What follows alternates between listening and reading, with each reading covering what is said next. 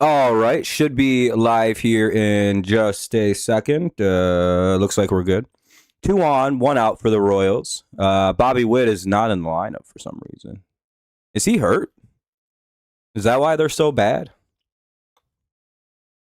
0-2 on Perez. The ageless wonder. Gotta turn this shit down.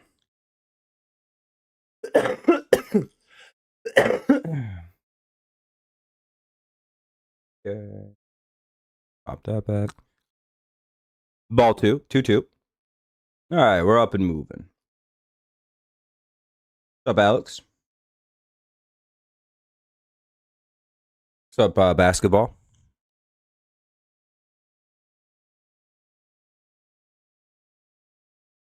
What's up, Jacob? Fouled away. It's 2-2.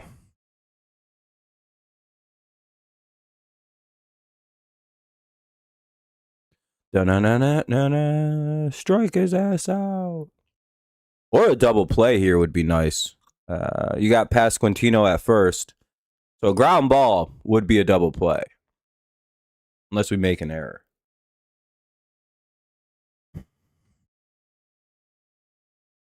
That's a fly out. Foul ball. 2-2.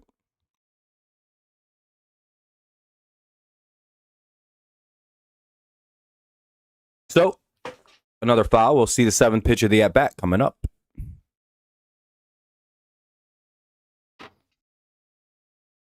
Another foul. We'll get the 8th pitch.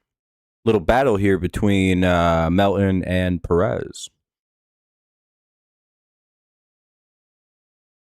Hopefully that battle ends in our favor. Double play.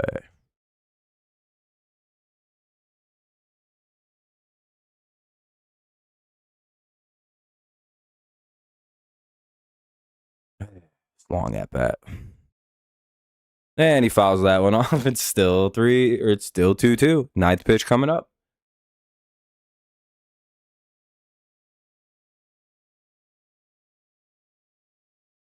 Ooh-doo-doo.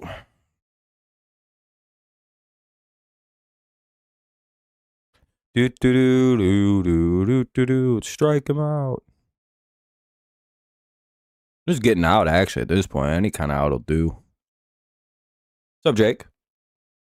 Ball 3. Oh, don't walk him. Not walk him full. Pitch number 10 coming up. What's up, Eric?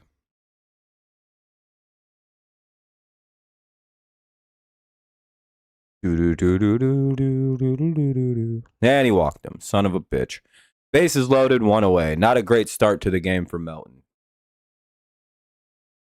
It looks like Massey's up. Well, that's probably not good. He's like their best hitter. I guess, yeah, probably. Well, not idea.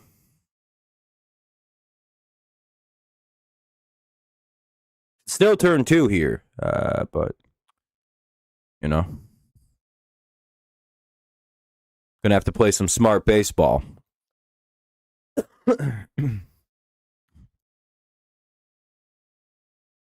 Melton's always got a weird start to his games. He's got to settle in a little bit. Let's hope we can get Massey here without any damage.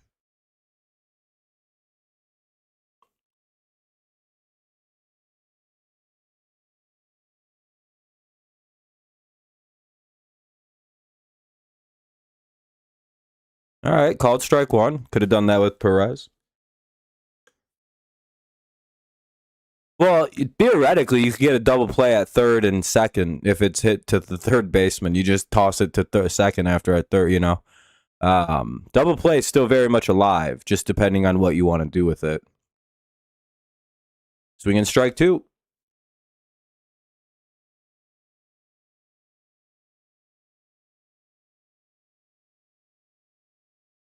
Fouled away, it'll remain 0-2. Melton just got to put him away. I think if he goes back to that high and away fastball, he gets this at bat. I think you'll strike him out with a high fastball here.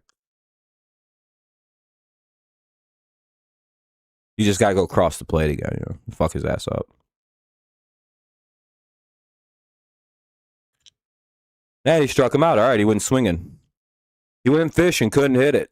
That'll be 2 away. Now up.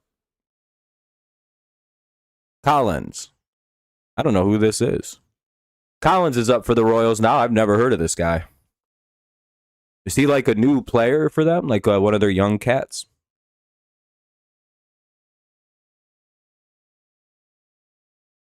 Is he the grandson of Trailer Park Boys legend Philadelphia Collins, the mustard tiger himself? Is this the mustard Simba? Or whatever the fuck, you know? Shit, tigers. That was Lion King, wrong movie. 0-1. Anyone ever watch Trailer Park Boys? Very good show. When I was watching that in 2011, 2012, I felt like I was ahead of everybody on TV. I was like, damn, I know. I'm way ahead of the game here.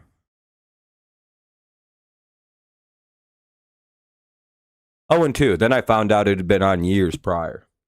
And there were people even ahead of me on it, so I felt like a bitch. 0-2 with the bases loaded, 2 away. Tigers could use a real big strike here against Collins. Can Melton get out of a jam? Really a self-imposed jam. Is he related to Tyler damn. Oh, he struck 3. Did they throw it on the first to complete it? No? Did they score anyway? No, I don't think so. Inning's over. All he got to do is tag home.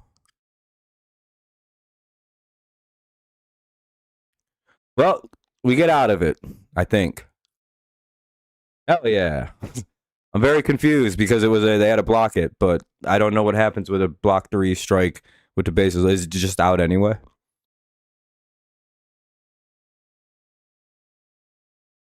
Well, all right. We stranded bases loaded 1 away by getting a couple strikeouts. Good job by Melton there to get himself out of a big jam. Cool. It'll be McGonigal, Torres, Keith to lead it off. That's McGonigal, Torres, Keith, then Green, Dingler, Carpenter, Torkelson, McKinstry, and Outman. Dobnak is starting the game, so the Royals are going with an opener today. We'll see how this plays out as the game develops. Oh, Randy Dobnak. He must not pitch much this year. Why is his numbers? What's his ERA? Why is his ERA so good? What's going on? Oh, 3 games. That's why. All right. I was like, wait, what the fuck? What has he done? Whip 1.5, 3 earned runs across 3 appearances, 14 innings, 13 hits, 8 walks is pretty wild. Apparently, we got 4 outs right there, so.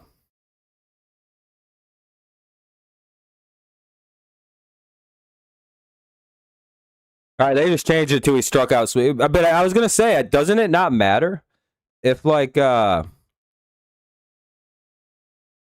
the bases are loaded and someone drops a strike 3, you don't get to run to first. That's just an out. The only way that works is if first base is open, right?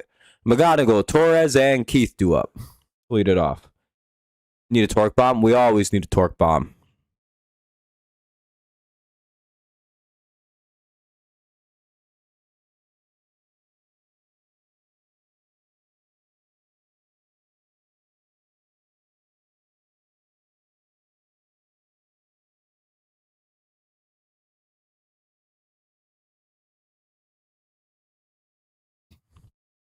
All right, we'll see how we do.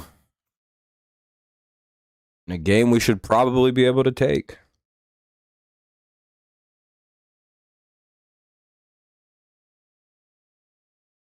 What's up, Wade? Oh, is that why we need a torque bomb? Is because number 100's coming. Aw, shit. Only 653 more to go to pass Hank or Barry, or 761 more to, or 660 3 more to go to pass Barry Bonds.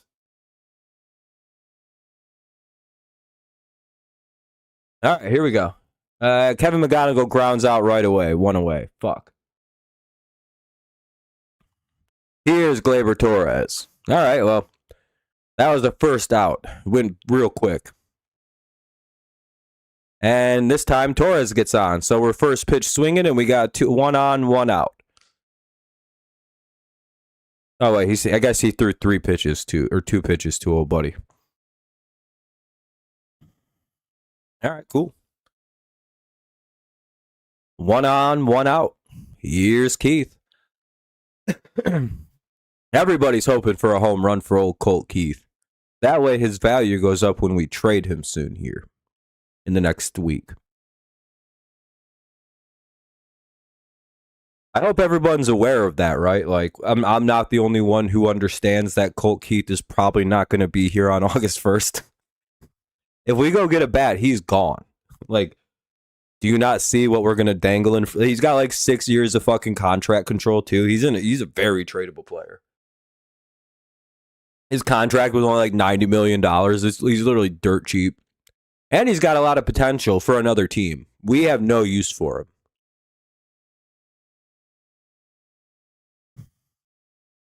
Matt Vierling is far better of an option than him at every single possible way. We can play Matt Vierling at third base if we really got to. Or we go trade for a third baseman. I don't know. It seems like that's what we need is a goddamn right-handed, like a right-handed hitting third baseman with power. That solves 80% of this team's issues. Almost all of them, really, offensively. We get Hobby back probably in a couple weeks. Then we get another right-handed bat that can hit. Suddenly, that right-handed hitting issue is kind of gone. We're so close to having Hobby back.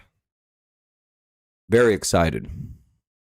I do feel bad we're going to have to execute Outman, though, in order to bring Hobby back. But on the plus side, maybe McGonigal plays third or Hobby plays third. Who knows what we do? I certainly don't. It's 2-2 here on Keith. And he gets out. God damn it. Did he get the runner down to second at least? Hey, he got the runner to second. Runner to second. Oh, no, never mind. No, he didn't. So Colt Keith reaches via force out at second. So 2 on, 1 out. Here's Riley Green. Ugh. And I get it. Some people may like Colt regard Keith, but I don't. Can't play defense. Can't really hit that well. He's not a good enough like hitter to be a DH. You know? Carey would be a far better role for that long term.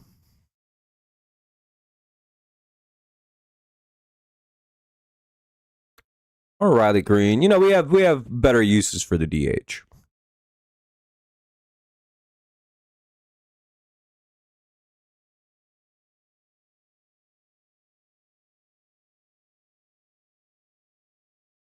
Two-0.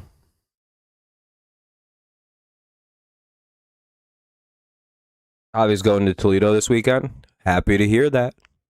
Looks like Riley Green will have a base hit into right field. That'll probably get the runner up over to third. So it'll be first and third now with 2 away for the Tigers here. And it is first and third. 2 down for Dylan Dingler, who's been probably our best hit player this year. Who do we thinking? Dingler, Green, McGonigal. Tork's had some decent pop this year, I'll be honest. He's been hitting pretty good power.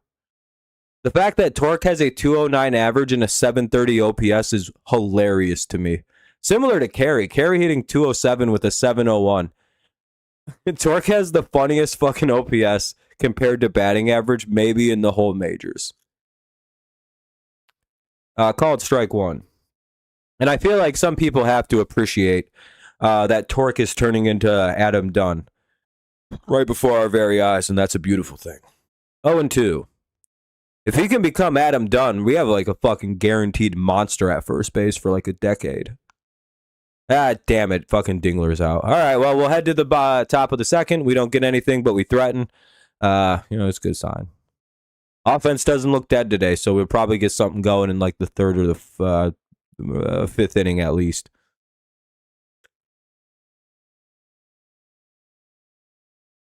All right. Top two, it'll be Rojas, Lofton, Velasquez. Rojas, Lofton, and Velasquez.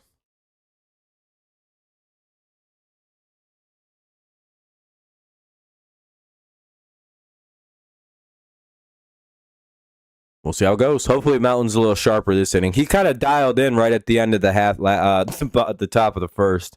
So I'm guessing he's going to be ready to go here for the bottom or for the top of the second. Once Mountain locks in, he locks in. Very Verlander-like behavior, by the way. You know who else used to be like that? Justin P. Verlander. By the way, if you ever want to bother people, just add the letter P as anyone's middle name. Eventually, they'll start getting pissed off and be like, "That what? Why do you What's his? Why do you say P?" I started doing it with Daniel Jones of the New York Giants. I call him Danny P. Dimes, and a couple people ask what the P stands for, and you never tell them. You're like, I don't know.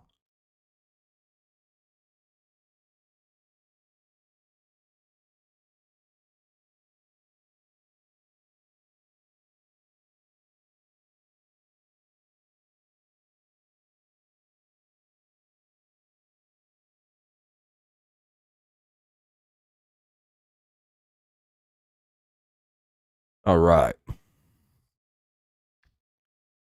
Well, the commercial break's finally over. Jeez. What's up, Maul? How's it going, man? Nice to see you.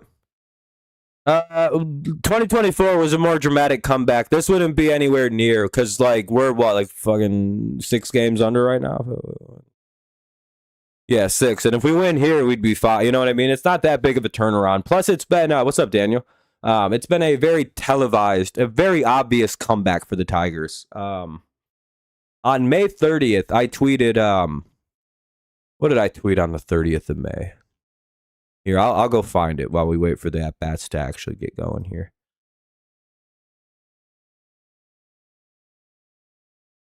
Where are we at? Oh, here we go.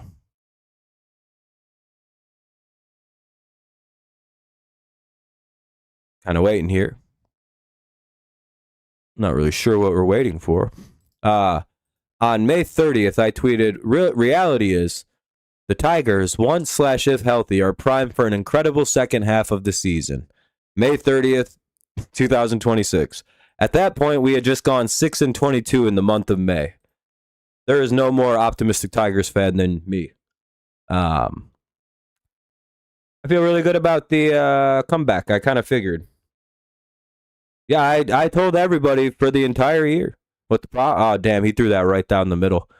That'll be a double most likely because that goes up the line. I wonder if that's even a fair ball. It is. Leadoff double for the Royals. That almost got thrown into fucking left field. You gotta tighten up here. Runner at second for Lofton now. Or Lofton. God damn it. Yeah, I don't know. A lot of people panicked because we had a bad May, and it's like, well, there's like fucking 4 months left. We'll be all right. This is a good-ass baseball team when they're healthy and not being retarded.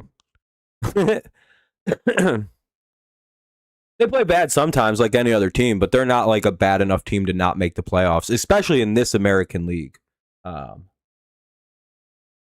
That's part of the reality is we just got to get back over 500 and we'll probably make the playoffs. It's just like we just got to be like 4 or 5 games over and we'll get in. We could even steal the division back. We're still in that bitch. The fact that we could still win the division is insane, dude. We're 6.5 out of winning the division. And the Guardians suck and so do the White Sox. Like the Guardians have a worse offense than we do consistency-wise, which is kind of our plus. They're our biggest threats, though, because the White Sox will clear. Like the White Sox will be good for years to come. Now they've built a very good young team, but do you remember like how we played last year, how we kind of white knuckled through the entire first half of the year and then slowly unraveled. Very similar to what the White Sox did this year. You can kind of track it. They were very good at the start of the year, like almost really hard to deal with. And ever since, it's been this weird trickle down since about the middle of June. They're still good, but they have these moments where it's like, oh, they look like last year's White Sox. And that's because they're getting tired. Remember what teams look like when they get tired? We know. And Velasquez lines out to Torque. Nice job by Torque to make that play. Holds the runner at second. Damn, I wish the runner would have took off, though. Here's top of the lineup, Carter Jensen. Here's their catcher. He's probably one of their best players. Oh, no.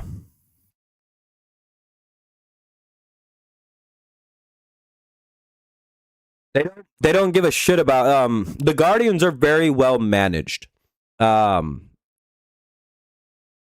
they have an incredibly mature baseball team that understand... Because they have a lot of veterans, right? A good coach team and a veteran-led team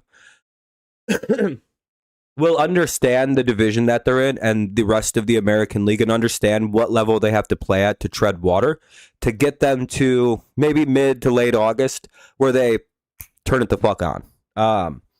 It is the right way to run a season, by the way. You don't win in March. You don't win in April. You don't win in June. May, July...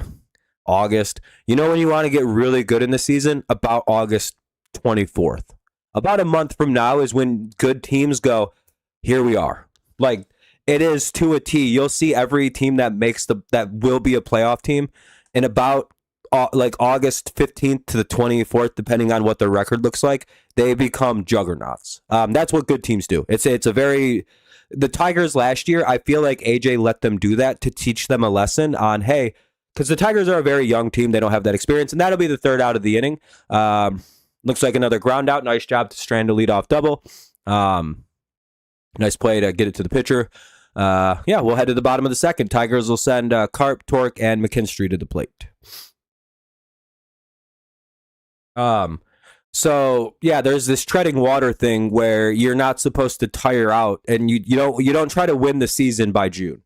There's no reason to do that unless you have to play like that. Now, for the American League Central, you could be dog shit. For the American League and the AL Central, you could be dog shit this year and you're fine. Even the Royals, who are 43-60, are literally still alive. Like, they have just as good a shot to make the playoffs as we do. Like, if they went on like a 15-game win streak right now, they may not be over 500, but guess what? They'd be like 2 games out the playoffs. So right now, teams don't have to play like that over.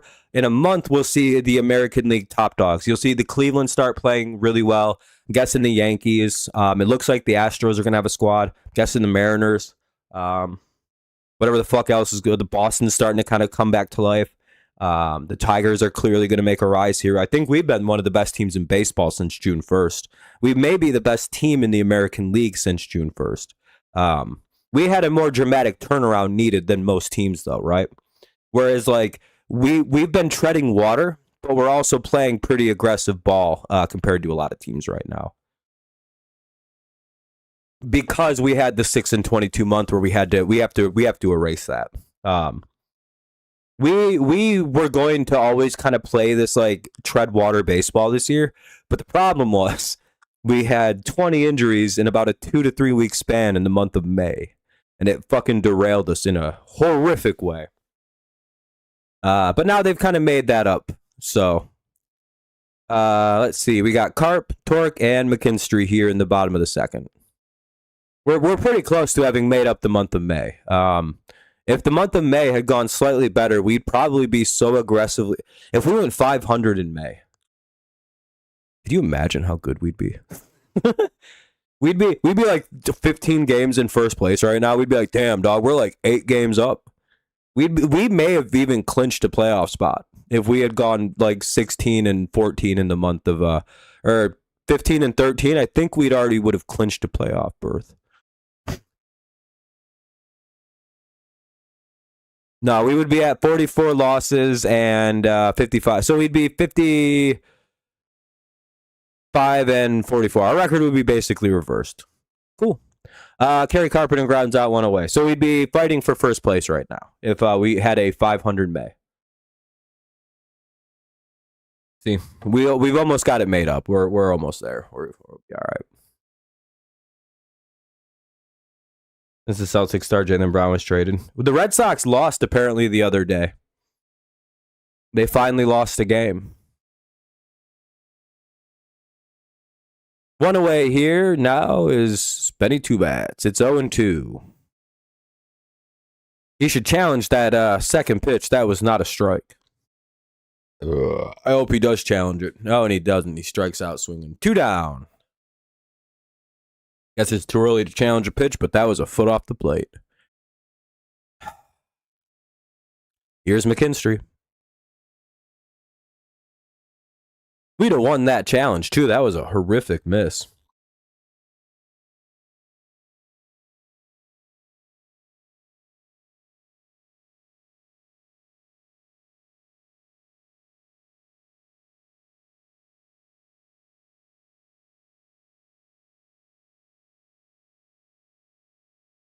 AJ must have really reeled in when they're allowed to challenge. 0-1 here on McKinstry. 0-2. Because I don't know why the hell that wasn't...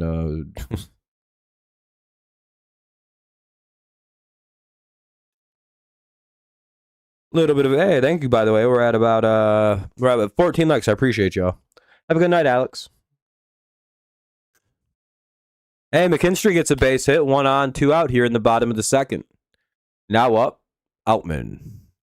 We thinking Outman going to get a bomb and hit it out, man? Or is he going to get an out, man? Excuse me. I'm drinking RC Cola. I don't know about any of you, but RC Cola makes me very burpy.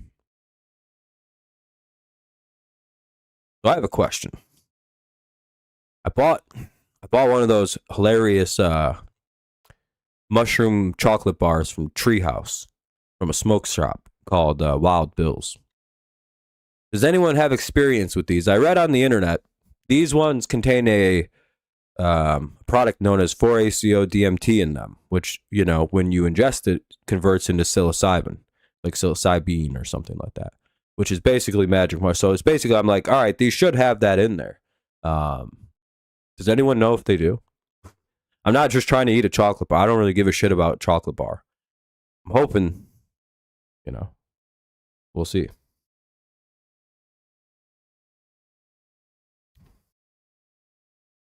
Yeah. I also have a problem with drinking water from the tap, so it's fine. Does anyone have any experiences with those? With these chocolate bars? Do they work? Am I going to have a nice time? Should I not eat as much as I think I'm going to eat of it? I'm going to eat like half. 2-2.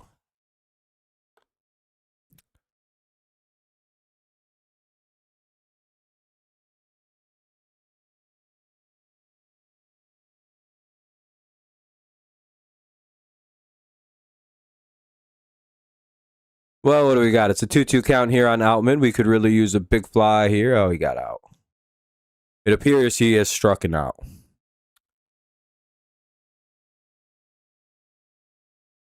Oh, never mind. They picked McKinstry off. Well, all right. Well, it looks like Outman will lead off next inning. We'll head to the top of the third. It'll be Thomas, Pasquantino, and Perez. Thomas, Pasquantino, Perez here in the top of the third. I'll be right back. I have to take a piss.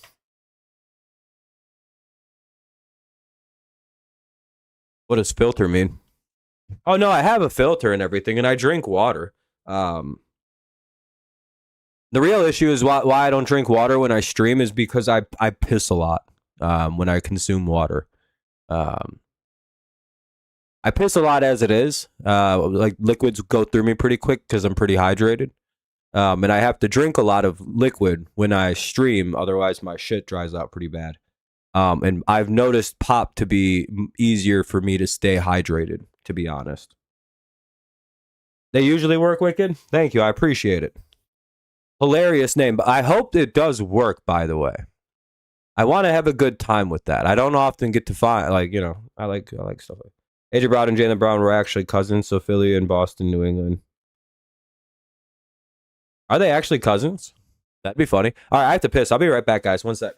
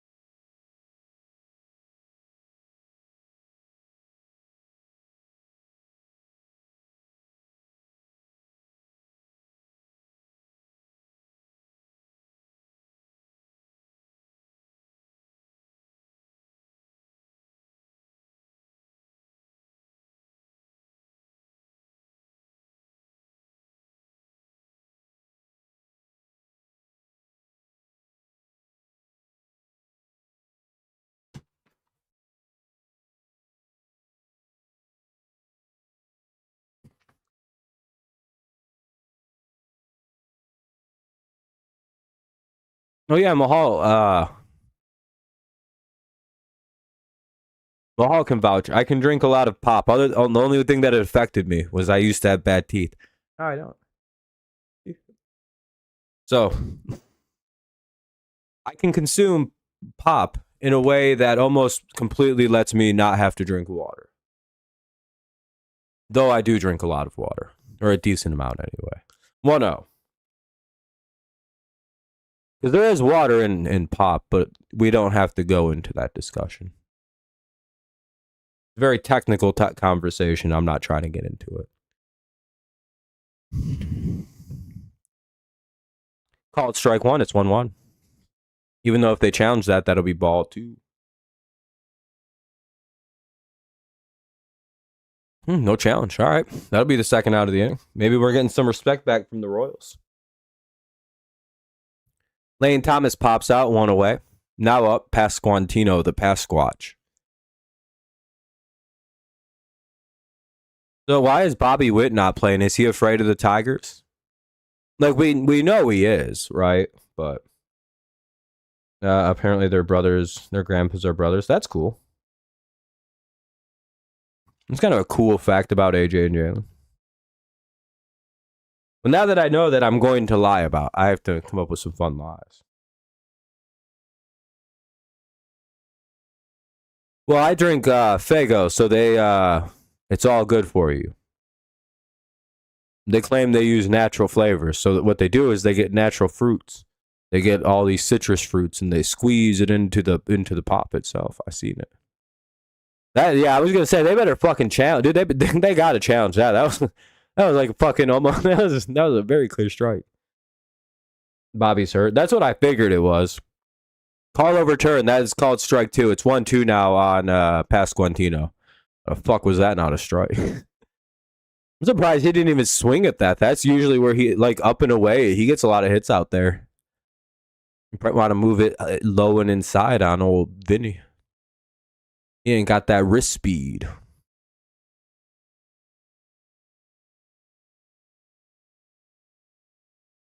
Wonder if they got it mixed up and they're thinking they're pitching to Bobby Witt for some reason. They're like, oh, we got to go outside because he can't. He's a lot worse on outside pitching. It's like, wrong guy. Wrong guy. Yeah, you want to go low and in and see they get the out on him. He don't got fast hands like that. But that shit went to left field. He's super late. See? You see that? You don't want to give a fucking gigantic man who's nicknamed the Pasquatch the chance to extend them big ass arms and fucking get some power behind that pitch. Work exclusively low and in on his big dumb ass.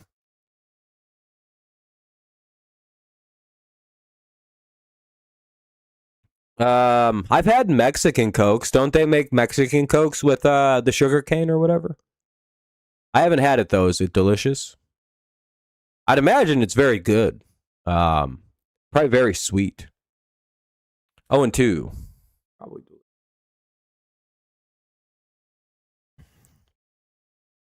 No, you know what happened? It'd be too sweet and it would be like cake and I wouldn't like it. You know what I mean? I'd be like, ugh. Like, this is too much. I need artificial sugar here.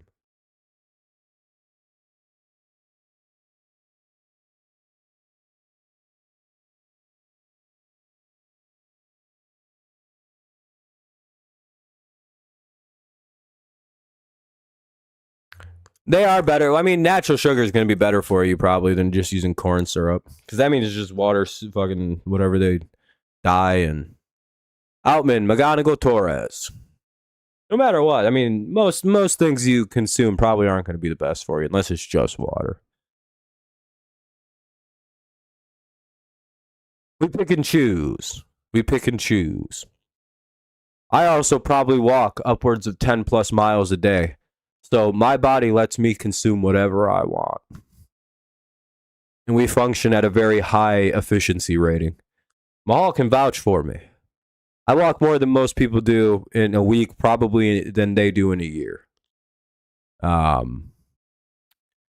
to me, I feel as though I can put whatever I want to make the fuel work and make the body go because ultimately I am walking it all out. I have done some studying, and it seems the way the Japanese and the Chinese get to live much longer than all of us, they walk. And they stand with their arms behind their back. So I've taken to doing that and walking more. We'll see how long I can last with the junk food diet and Chinese man maxing.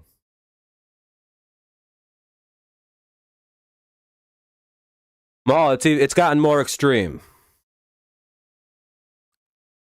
I was dating a girl who lived in Portage, and I'd Uber there, right? Because it'd be at night. I'd go, but I would walk back from Portage to Kalamazoo, and you know about how far that might be. I would walk back from roughly, I don't know if you know where the Portage, like elementary, middle school area is. And I'd walk all the way back to Kalamazoo from there into the Vine neighborhood, being like, "Damn, this is a far walk." With white sugar instead of the high fructose corn syrup used in the American. Yeah, a little healthier, I suppose. Outman, McGonagall, Torres.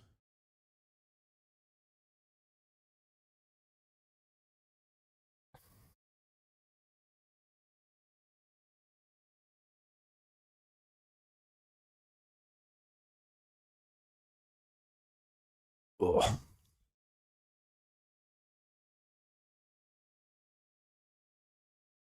You have two man, like besides that, of course, being different, just having to walk like an hour a day is cool. Yeah, it is. Yeah, that's a very long walk, dude. It is very, very, very long. And I did that so many times. But we're good. Big, strong guy. I'm 6'5", about 400 pounds. No, it's I figured out secrets.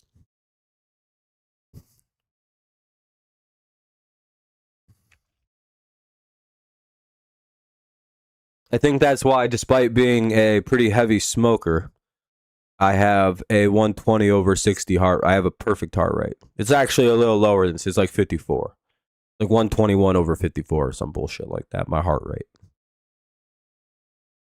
and I smoke a lot. I'm telling you, I figured out the hacks to life, which is basically just walk as much as the Chinese do. And I think you can do whatever you want to your body. Do not take medical advice from me.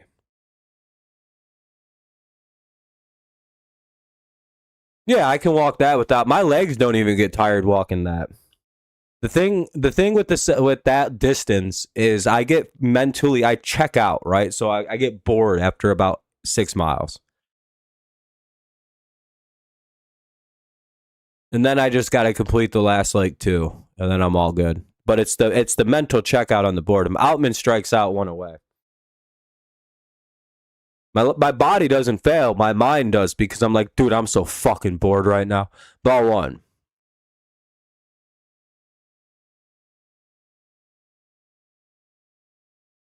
Yeah, the incline. Yeah, it's like it's all hills too, dog. Some of that shit sucks. Yeah, it's not a straight walk. It's very much uphill for the most part, and there's some down, but that's all right. You don't have to go up the giant part of West Edge because you're coming this way, so it, like you know.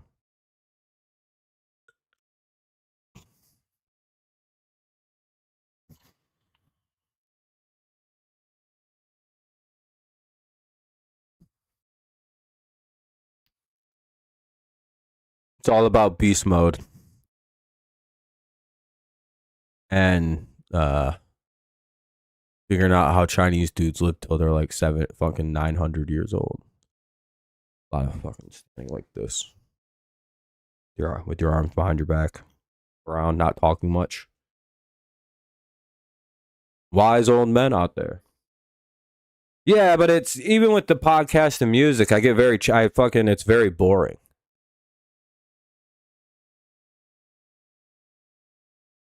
I'm like, it's been 2.5 hours. And I make good time. It only takes me about 2.5 hours to walk that almost 8 miles. I think it's about 8 miles. And it takes me about 2.5 hours. Like 2 hours and like 35, which is pretty good for walking, I think. Extrapolate that out in 5 hours, I can almost walk 20 miles. Give me about 8 hours, I can definitely do about 20 miles a day. Just normal walking pace, too.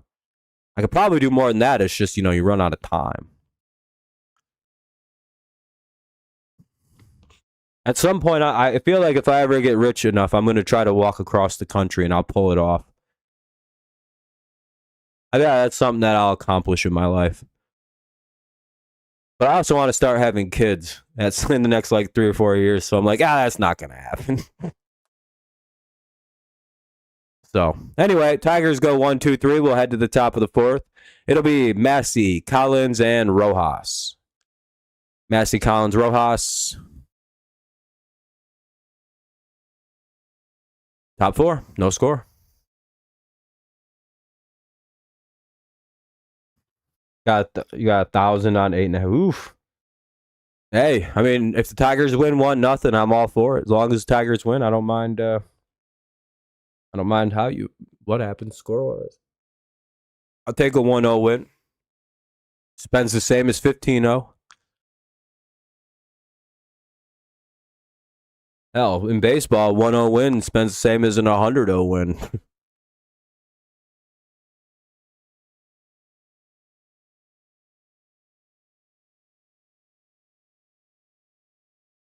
All right. Can't believe it's already top of the 4th. This game's kind of moving. This game started at 7 o'clock, by the way. Already in the top of the 4th. What gun? I'd probably just get mace, right? I don't think I'd have issues with people. I think I'd have to deal with wild animals, and I don't want to kill an animal. Yeah, big Tigers fan. Shane, how's it going? Shane, need 3 strikeouts in the 4th inning. Come on. Ooh. You need someone to strike outside? Someone's like, we need homers. I'm like, I agree. Tigers will be hitting homers. We're a homer team. I'd probably want a knife and... But if I had to think of a gun, if I had to bring a gun, probably a pretty heavy-duty pistol.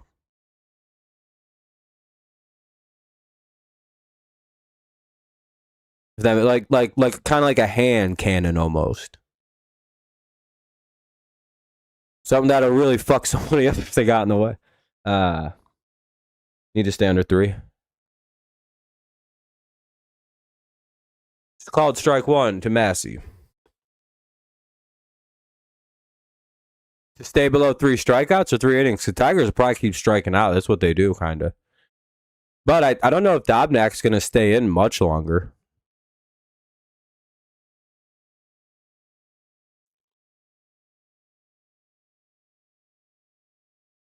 No, if he keeps pitching, he'll get more strikeouts. But if he's done pitching, then he probably won't go over, But if he goes back out there, I could see him getting more. Tigers are prone to strike out. We're a power hitting team. We strike out a lot. Yeah, but I'd rather not put the animals down if I don't have to. 1-2 here on Massey. I'd rather just hit them with some mace and ruin their couple weeks or something.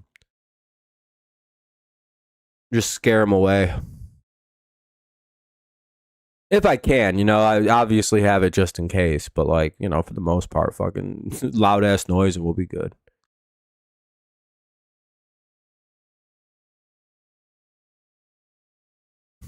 But yeah, I'd mostly just be most afraid of mountain lions. So we need to have something for a mountain lion, probably. If I'm being honest, that's probably our biggest threat in a walk across the country. A mountain lion. Which is a fair one. The fucking things are a menace.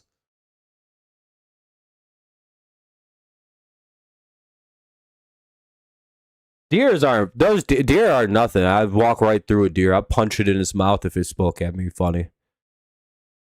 I pet wild deer all the time. I'm so unafraid of deer. By the way, deer freeze if they don't notice you coming, by the way. They're like the dumbest fucking animal I've ever seen. Like when a deer is not paying attention, if you could sneak up behind it, they literally just go and then you pet it and they're just not like it's like they're not breathing and you're like, what the fuck, dude? Wild deer are fucking stupid. I can see why it's like, yeah, you know what? Actually, there's nothing to feel bad about when you blast them things. They got no brains. they got nothing going on in them heads up there.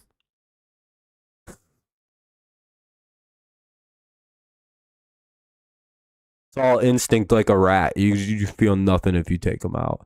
2-2. Actually, I think rats may have more cognitive function than what I see in deer. Genuinely, if you startle them enough, they don't even move. They just stand there. And that's why they get smoked by cars all the time. The suddenness of it, I think, is what freezes them.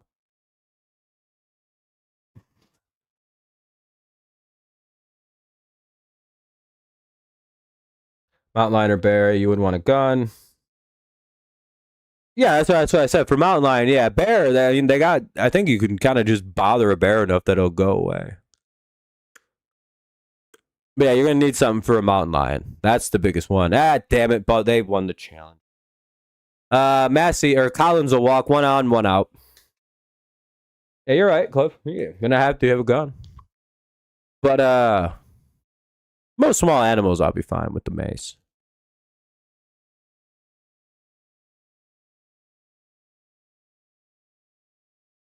And most of the things I encounter, I don't really need a gun for.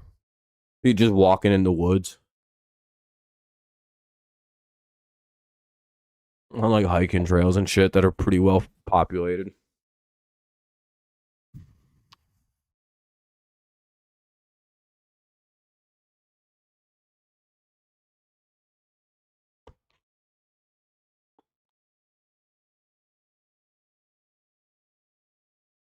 Yeah, I know what it is. I'm like, it's very funny when you can make them freeze when you could just walk up behind them because they don't hear you. It's just like, oh, sorry, buddy. It's just, dog, it's so weird. They're like, it's just like, oh, and you can go, hello, and they don't react. Like they just don't react. They think, well, I'm dead now. Great. Um, and then like once you walk by them, they like fucking haul ass in a different direction.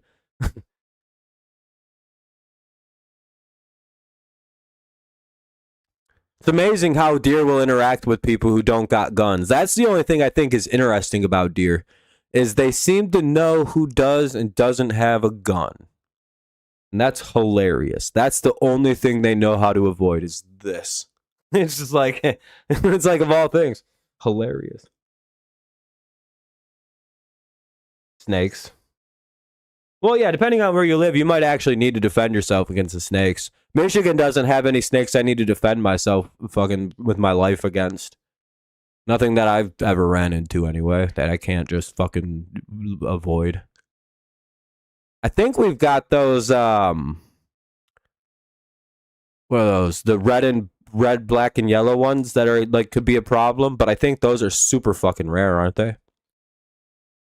For the most part, we just got like rat snakes and gardeners in our state. Doesn't get I think we get water snakes. Oh, and one, but I don't go on the water, so. But like I think they're all very non-venomous, or at least the venom or the poison in them isn't very good. It's like, oh, that's irritating. It's just like, all right, well, I'm fine now. Copperheads. Aren't those mostly the UP ones? Or are those the water ones? Because I know the water ones are a bit of a problem. But But where I tend to venture, I don't see snakes. We have rattlesnakes, coral snakes, copperhead, moccasin, cottonmouths. Oh, yeah, those Michigan rattlers. Coral snakes is the ones I was thinking of. Yeah, you're in Georgia. Oh, okay. Yeah, we don't have all those in clip farms. We don't have all that. We don't have rattlers. We have Michigan rattlers, which I believe are just some snake that evolved a rattle and it's completely useless. It's just, oh, stay away from me. And that's what his rattle basically is. Did Dobnak get subbed out? We'll find out in the bottom of the fourth. Keith, Green, and Dingler do up. I'd imagine they're going to bring in a lefty if they're subbing Dobnak out. So we'll see. I don't bet, so I'm the worst person to ask. I'll just say the Detroit Tigers. Well, Ricky, thankfully, this game isn't starting at nearly 9 o'clock at night. So even if they do go an hour later, it'd only be 10 o'clock. And it's like, the new I've never had naked chips. Seems like it's just a rebranding of the baked, though, right? Where they tried to be like, these are healthy chips. It's like, who cares? Regular chips are healthy too if you don't eat fucking 2 bags of them in one sitting. Nothing wrong with a little snack. Calories in, calories out. You know what's funny is that a double cheeseburger is a really good thing to eat before you work out because it has like every single thing you need in it for like a good workout as far as like protein. Is like if you actually go look, even before like they like started advertising it this way, one known little secret is if you have a big thing ahead of you, get a double cheeseburger from McDonald's because it's like it's got good protein, calories. You feel really full after you eat one. You can usually get 2 for dirt cheap. So you can have one after. Dude, McDonald's double cheeseburgers are like a cheat code for working out, I promise. It's a shitload. It's a lot of protein. It's more protein than you'd think. And it's only about 250 calories or some shit. It's pretty good. Good little meal right before a workout. Plus, you feel pretty nice. Yeah, don't eat fries. Don't get the fries. The burgers are perfectly fine. They're a little, if you don't mind whatever the fuck that meat is. But again, if you're working out or just want to burn, like, if you just need something like raw with protein and fucking calories, get a double ham. Just get two double cheese. You're good to go. Like, trust me, it's a delicious little snack. 1, 2, you burn them off pretty quick when you work out. And it's like a good way to get protein that doesn't taste like fucking asshole. It's not the best thing. Obviously, just take protein. But if you can't, there's other ways. Yeah, I know. Who cares? Listen, two-way. I'll probably outlive you, and I'll probably eat worse than you my entire life.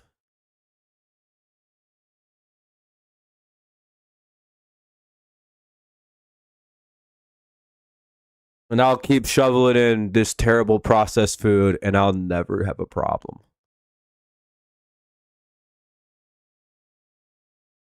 Homemade's pretty good. But I don't own cows, so I can't go chop a cow up and make my own meat.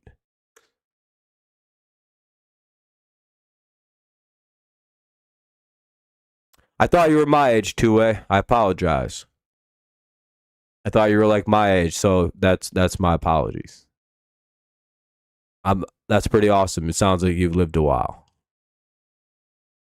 How's it, like, are you do you think you got another like 20 or so to go? Like, genuinely curious now. Because when I hit about your age, I think I will be content with whatever happens forward. Like, if I only get a few more years or however it would play out for me personally, I'd be like, all right, I live 70 plus years. I want to hit life expectancy. That's my only goal. And I'm pretty sure I'll get there. On ground meat, the best. Yeah, I try to, I wish I was a little better, but you're in a hurry. Who's going to win? Hopefully the Tigers. 1-2. Dobnak is still pitching, by the way. What's up, D? Yeah, Melton's pitching really good in his first year as a starter. The team that scores the most runs today will win. Well, yeah, well, duh. Basketball. One away. Colt Keith gets out again. No surprise. Here's Riley Green. Do you guys think it's a controversial statement to keep pushing that fact that Colt Keith is probably going to get traded at the deadline if we make any moves? And how do you feel about that? Because there's no way we're going to keep all these great young players.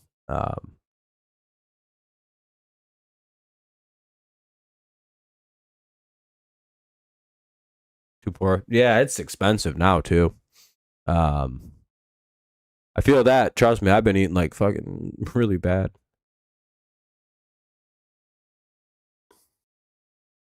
Well, the Royals haven't scored yet either. 3-0 on Riley Green.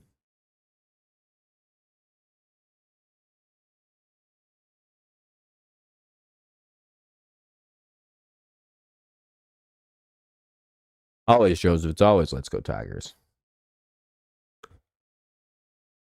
Called strike one. It's 3-1. It's also only the bottom of the fourth. We have a lot of game left.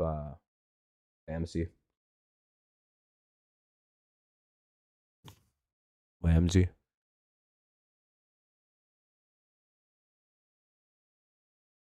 That's a fly out.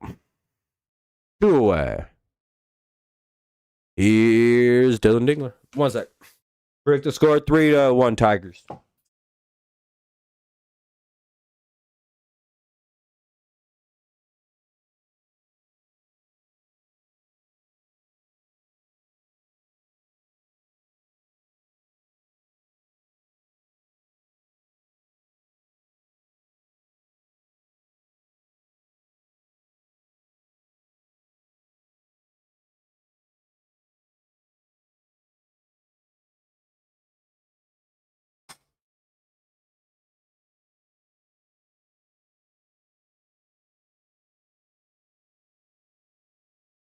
I really think Detroit got very lucky getting the Royals at this point in the season, because if they can win 3 out of 4 here, they'll get to 51 and 55, being 4 under, and that would be great.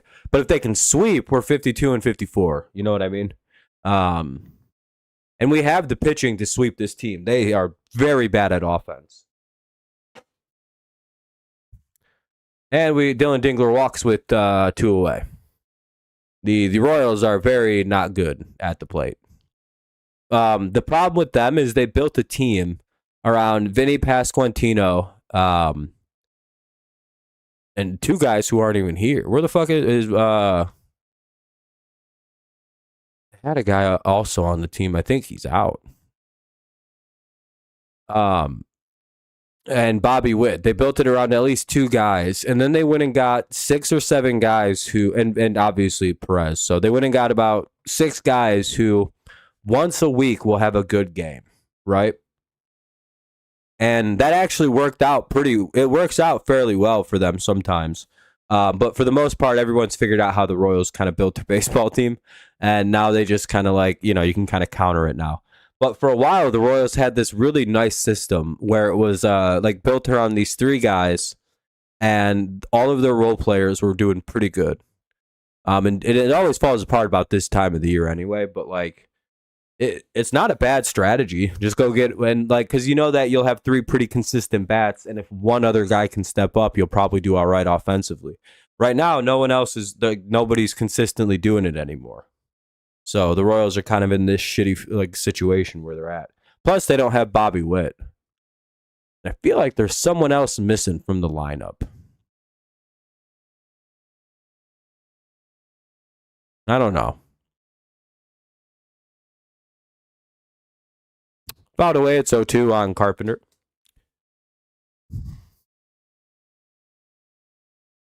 Oh, by the way, Dobnak's only got 2 strikeouts. I missaw that as 3, so. Come on, Kerry, light his ass up. Hit this out. Carp needs a hit big time. He's super overdue. A Carp bomb here would be big. For the one time, Kerry Carpenter. May the Lord smile.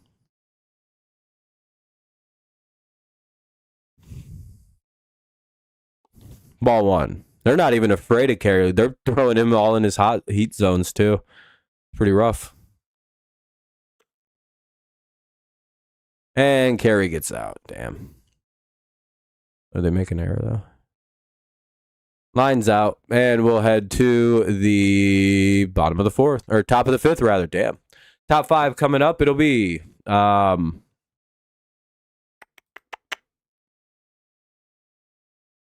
Velasquez, Jensen, and Thomas. 9-1-2 for the Royals. 9-1-2 here in the top of the fifth. That's Velasquez, Jensen, and Thomas. Velasquez, Jensen, Thomas, top of the fifth. 0-0. Quite a pitcher's duel here between Dobnak and Melton. Great weather in Detroit. I'll be right back. I'm going to step out, have a couple rips off of smoke. I'll be right back.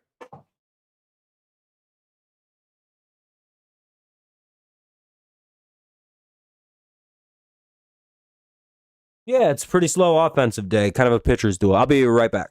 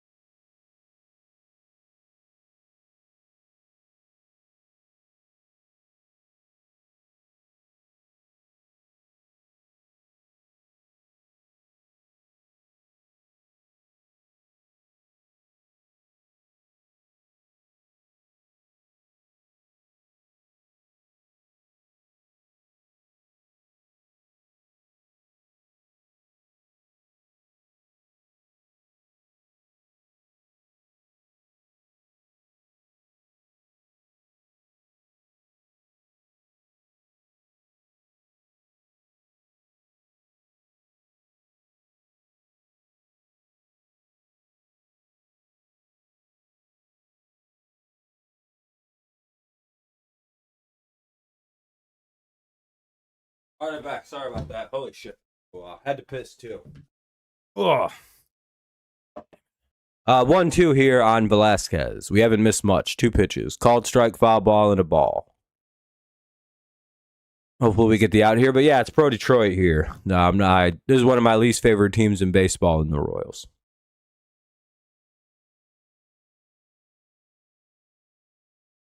I mean, ask about the game. Go ahead. I try to be pretty straightforward with not letting my bias get in the way of the Tigers. Why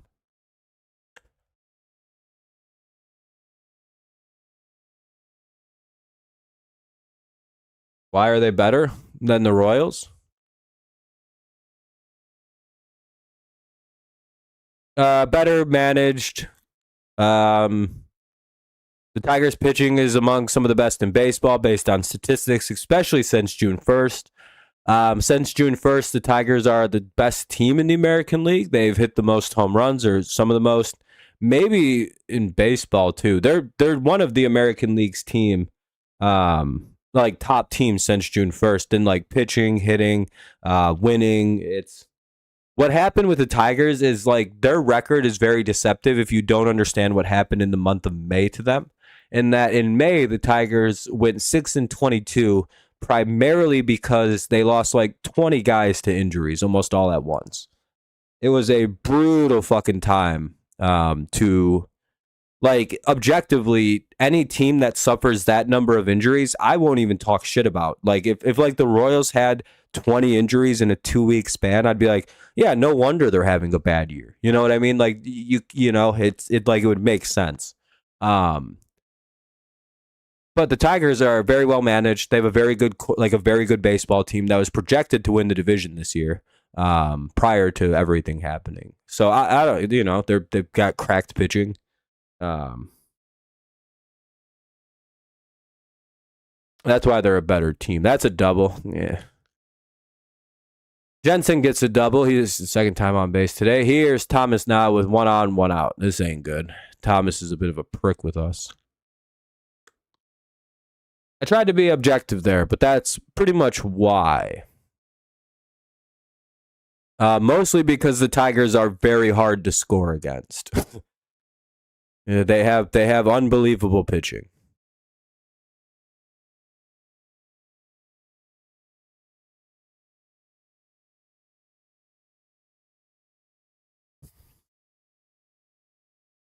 In fact, they actually have too much starting pitching. Kiter Montero would be at like a 3 or a 4 starter on most teams in the majors.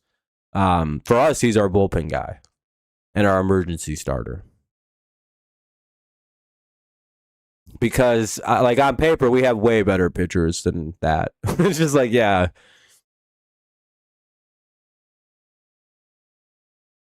And change pitchers for the Tigers. No, Melton's doing good. He's only at 77. He's a little high because he had a bad first inning, but you know.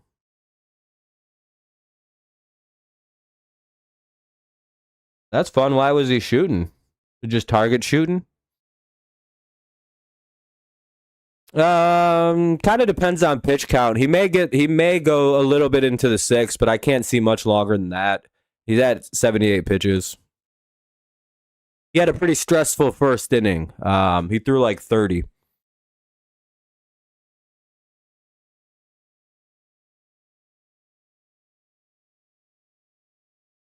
Yeah, he's at 80 pitches. Of course, the Tigers got guys up. I think he's about to strike out Pasquantino right here, though. Low and inside. Most he'll do is pop it out to left field. Ball 1. Don't let that big bitch stretch his arms out. He is a lot less intimidating without fucking Bobby Witt around him. 2-2.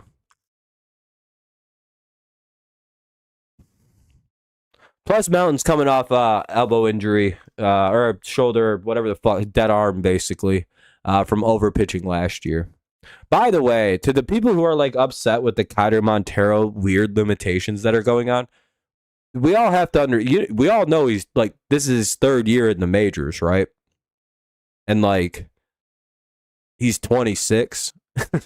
And like, this is like the most he's ever thrown in his career already. Like, this is like, he's at career, like one more start, he's matched his, like he's gone career highs and everything. Appearances, innings thrown, like pitches thrown, like everything's at a career high. So I think they're trying to not blow his arm out.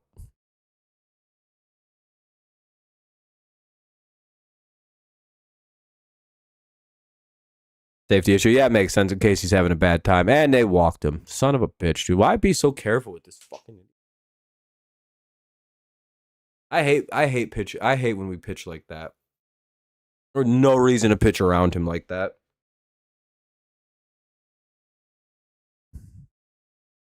Whatever. All right, here's Perez. Now they're going to pitch around Perez, too.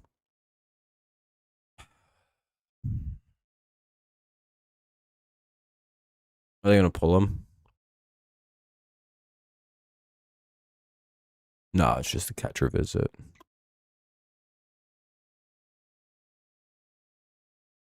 Ooh, annoying.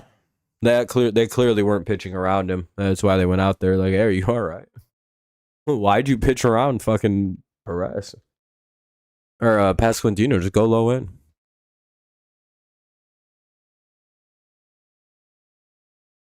Only reason he got that hit the fucking before was because he surprised everyone, took it to left field.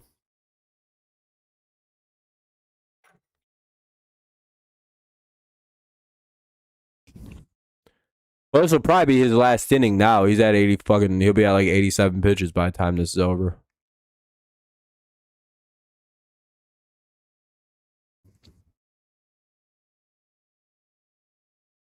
And they throw over to first. Easy play. All right. Whatever. I know that that's like the easiest play is to just get Perez to ground out, but whatever. All right. We'll head to the bottom of the fifth. Still 0-0. Nice job for the Tigers. Now time to score some runs. Torkelson, McKinstry, Outman. We're looking for a torque bomb. I'm going to call it. We're going to get one. It's happening. I don't even think I need to wait around to see it happen. But I will.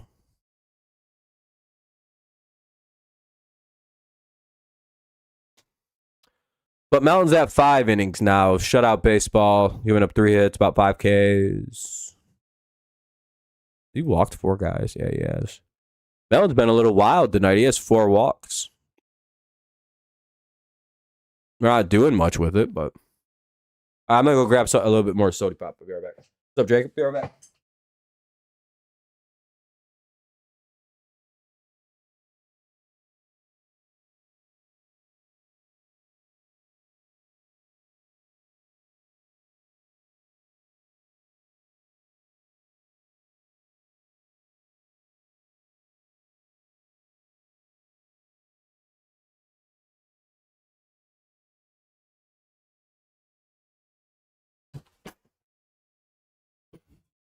All right, I'm back.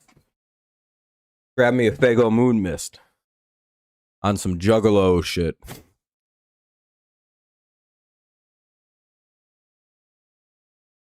That group must really, like, just really hate Eminem.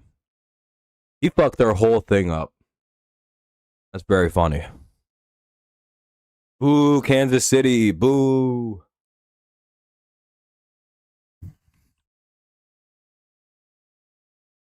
Mr. 6'7", 6'7", 6'7", 1.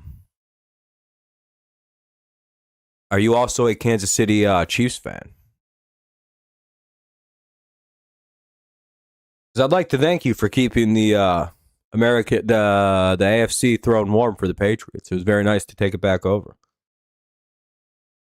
Oh, you're rooting. It's betting. Okay.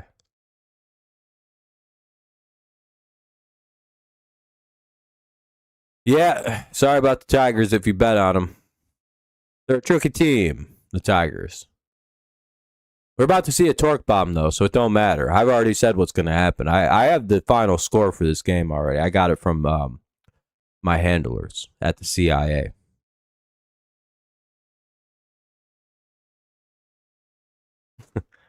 Oh, and 2, son of a bitch. What's he swinging? So he takes a strike and swings at a... God damn it.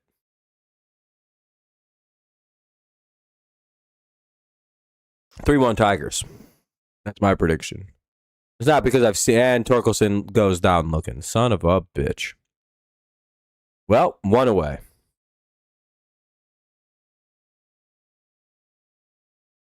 Yeah, don't worry about it. I already know how this goes. All my predictions are not predictions. How do you think I knew about the A.J. Brown trade 4 years ago? It wasn't just me going, well, he was a Patriots fan, so clearly he wants to play for us, so one day he will. And then saying it every single year for 4 years until it happened, then going, called it. That's how that works, by the way. You can just do things like that. You just make an outlandish claim, and one day if it happens, it happens. I learned about this power back when LeBron made the original decision. And I said, well, he's going to go to Miami for a few years, win a few championships, and come back to Cleveland and win a title. That happened almost exactly the way I said it would. I used to have a screenshot of the prediction because it was almost eerie how accurate it was. It was like LeBron goes there, waits for the Cavaliers to like accrue a bunch of like really good young players, and then he comes back once they've been so bad for about 4 or 5 years. And then the magic of LeBron, they get their title. And Zach McKinstry gets a base hit with one away. What good? Finally, we get another hit. McKinstry on with one out.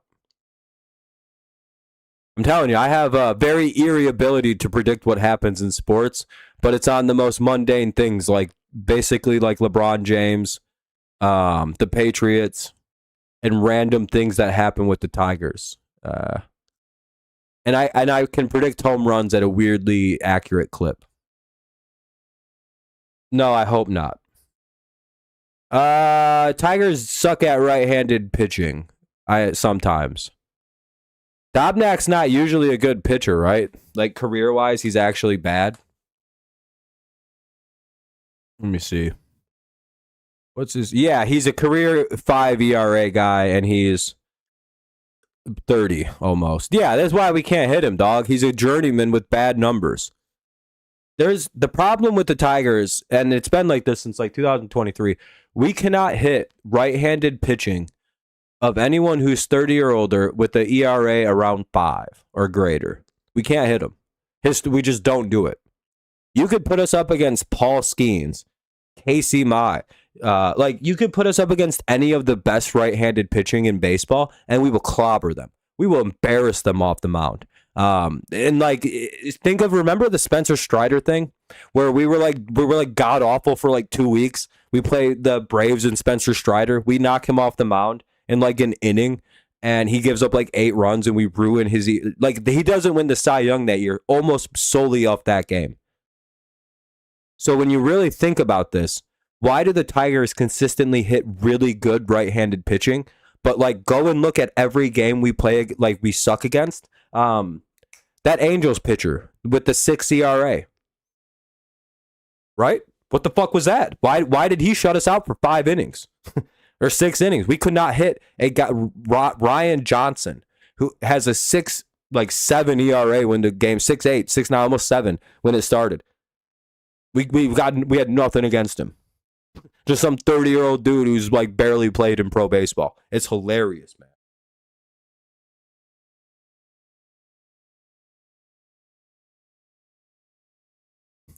They well, they were only in Chicago. That's not a big deal.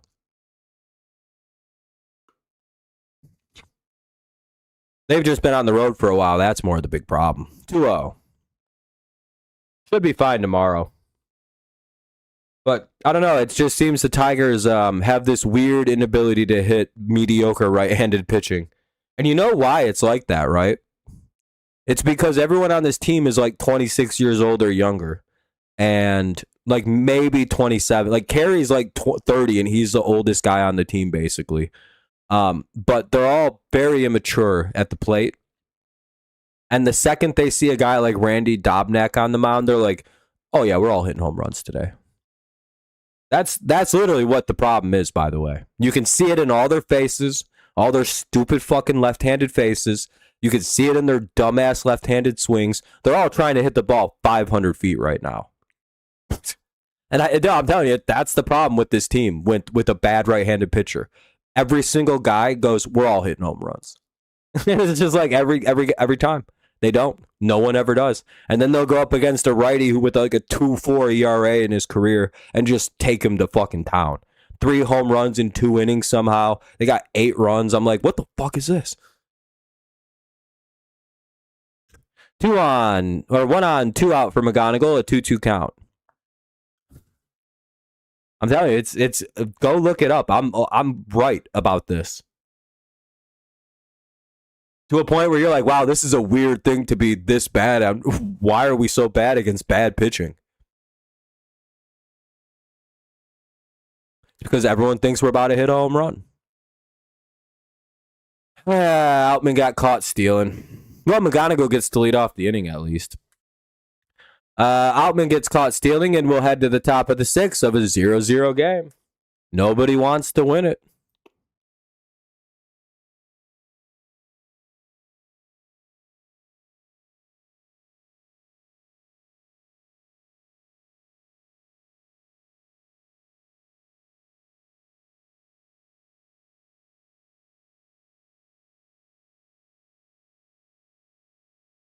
Sorry, I'm not just sending a message.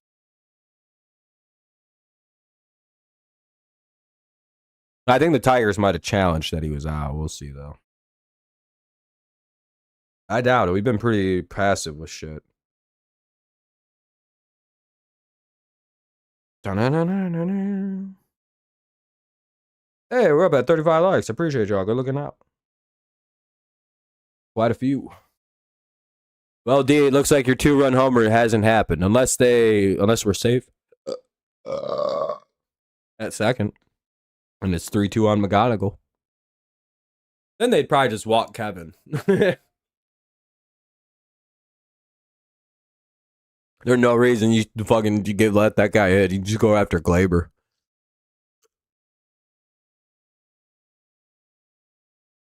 He should be safe. Well, we never win challenges, so they never seem to go our way. Now, it looks like that was confirmed, too. Son of a bitch. Or was it not?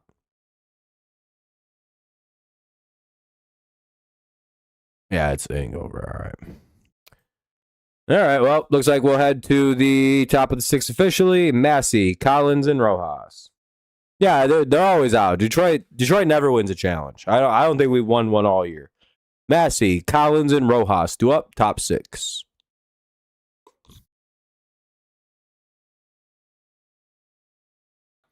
Because that's literally a way to get your channel deleted, shut down. And that's not what I'm doing here.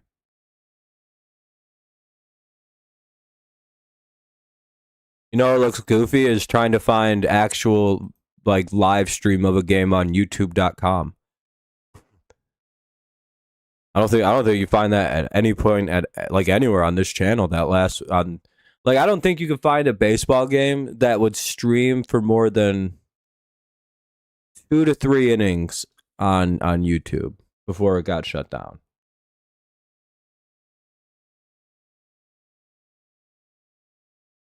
Even if it's on an unlisted, privatized, it gets shut down. It gets found. And I also don't really want to deal with all that, so it's not what I do. I guess, yeah, I never understood it. Do it yourself. Go watch the go pay for cable and watch the game, dog. I don't know what to tell you. Not my problem. You're fucking broke, or don't know how to find a fucking streaming site.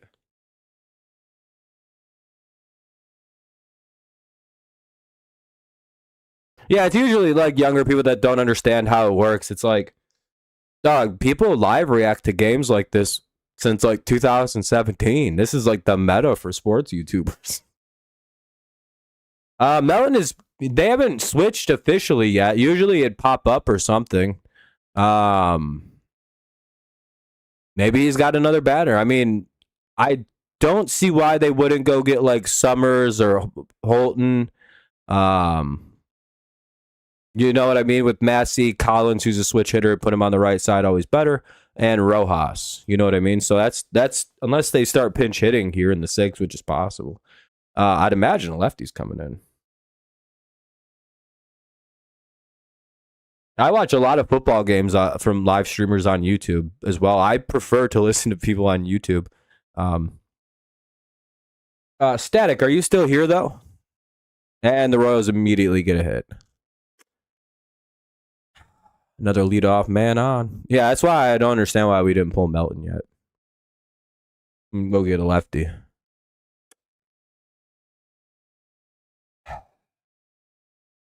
Collins will bat, and then they'll go get a lefty, which is... hopefully we get a double play. Naturally, we will get a double play here, and that means we'll get a 2-out pitching change.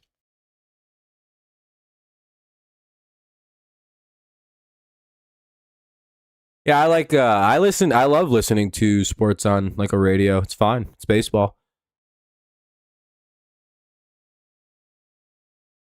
Plus, literally, just go to MLB6.ir or MLB66.ir if you need a way to watch. Just go there, MLB66.ir.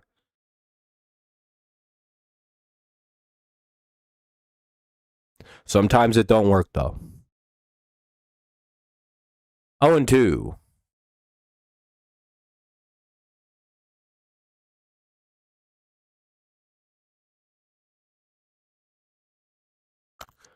What do we got? Let's get a strikeout.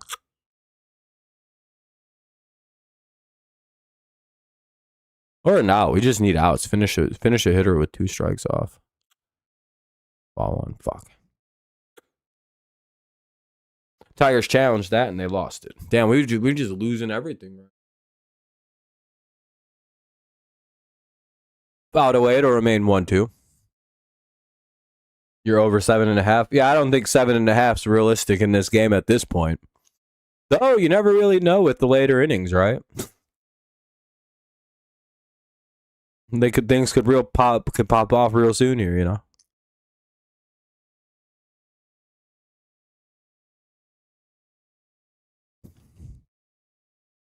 I personally have no bets on this game. I'm just a Tigers fan hoping my team wins. Fuck, that's a home run, isn't it? Oh, it's a foul ball. Okay. Oh, no, it's a home run. Son of a bitch. Well, they should have pulled out Melton. Damn, it's 2-0 Royals.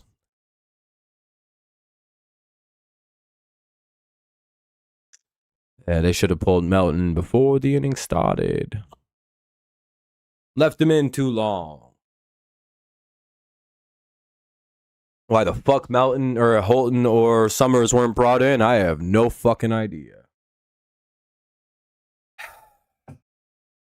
That's annoying. That's really annoying.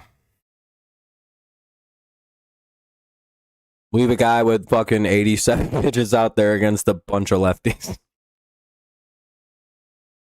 Perez will probably have 2 more at-bats. Tyler Holton. Yeah, now they bring in Tyler Holton. Son of a fucking bitch, dude. That's so annoying. That's so fucking annoying.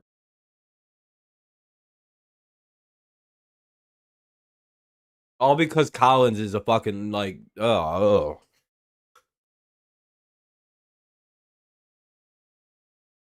Yeah, I think so. 2 runs ain't shit. We should be able to score that. We're a late game team anyway. But that's very annoying because if they'd have just brought Holton in at the start of the inning, this inning is probably over.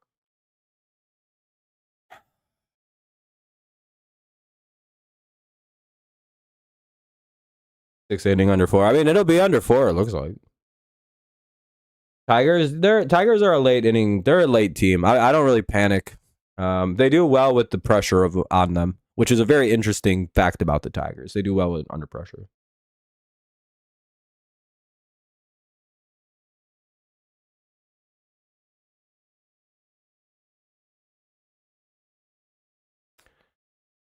Not going to be under 4. Well, I'm pretty sure the inning's going to end pretty quick here. Who do we got? Fucking Rojas, Lofton, and Velasquez, unless they pinch hit. Hey, it's not like the Royals are running the world's greatest hitters at us here.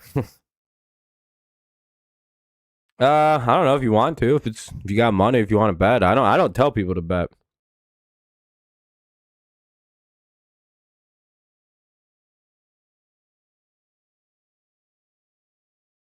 I don't give gambling advice because I don't gamble, so I have no idea. You should do what your heart tells you to do with your money. Unless you just have free like money, you just kind of play with the money you've won gambling over and over and over. Like, yeah, do whatever you know. Gamble then.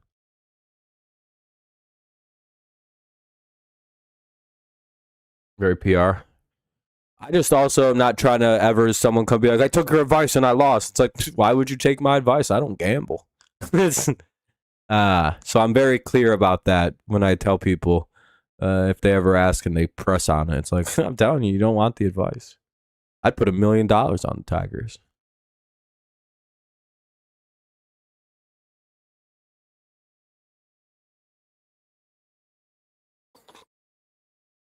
Your heart says stop and save, but my brain says what if. Yeah, people like gambling. I have no problem with it. I just personally don't like to gamble, so I just don't do it. People like to do it. People like to do it. Hopefully people aren't ruining their lives to do it though. 1-2.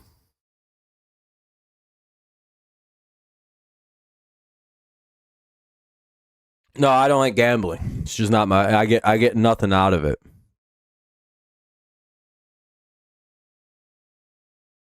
You would think that like there'd be a minor thrill, even like because I've gambled, right, and I've won money. I've won a lot of money. I won $750 on a $50 bet. I think I still have the screenshot somewhere. Um, I'll look for it here in a second. But I won $750 on a $50 bet. That, you know what I mean? I won and felt nothing. I was like, oh, cool, my bet won.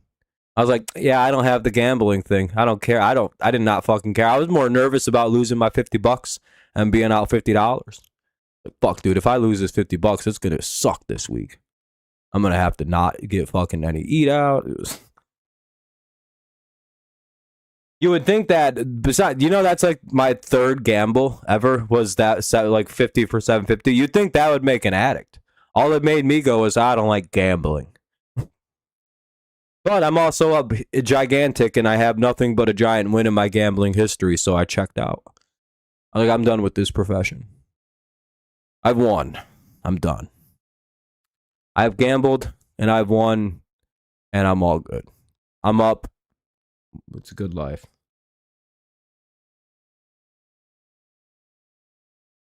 Damn, you have a lot of money on this Playboy.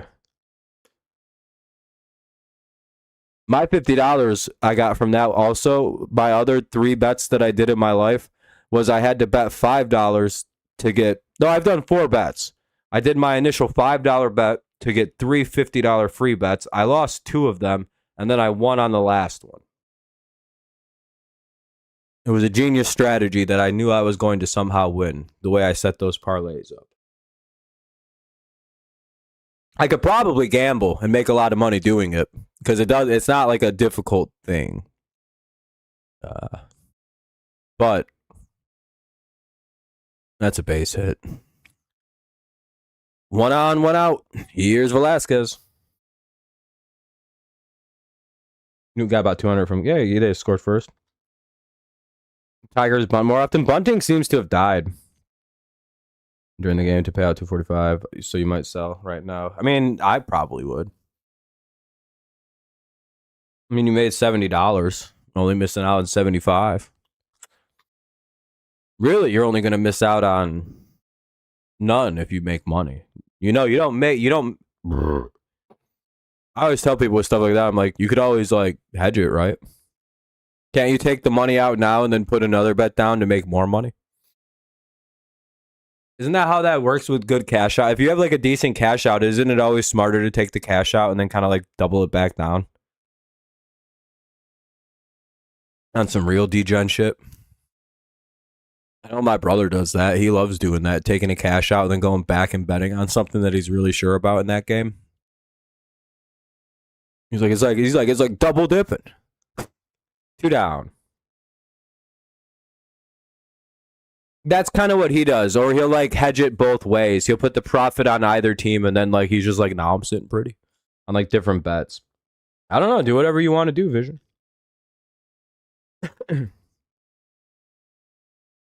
I'm not against. You know what I mean? I'm not. I don't know much about gambling. I just know that you can make some good money taking cash outs, but I don't know if you think the Royals are gonna win, just let it ride. That's a good amount of money.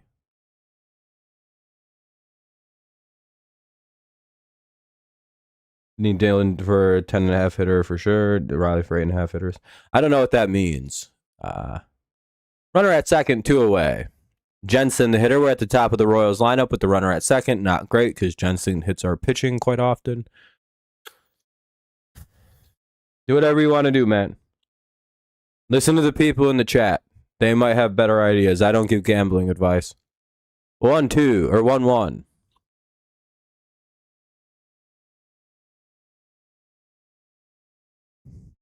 I got a text from my CI handler. They said they had to change the score because I was leaked too much. See, that's why you should never take my gambling advice, by the way. I believe things like that, the Tigers will always win. I'll never admit to a Tigers loss or predict one.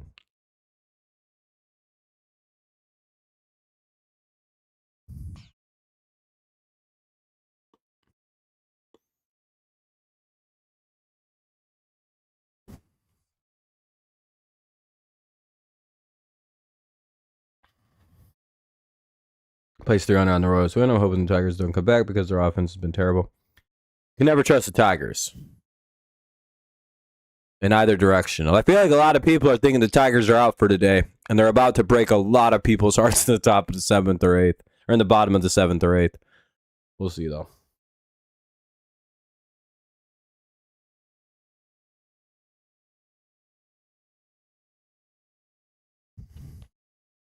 I mean, if you're up money, I just take the money. I don't know. Especially if I needed the money. Shit, good $70. You could that's a good tank of gas and maybe, I don't know, some food. Actually, I think gas just got really expensive. Hey, there we go. They got Jensen to ground out. Nice job. They give up 2 on a 2-run homer by Collins, breaking the 0-0 tie. Let's see how the Tigers respond. Hopefully, we can come out and get some runs of our own. Top of the order, do up for the Tigers. It's McGonigal, Torres, and Keith. Bottom of the 6th, 2-0 Royals lead.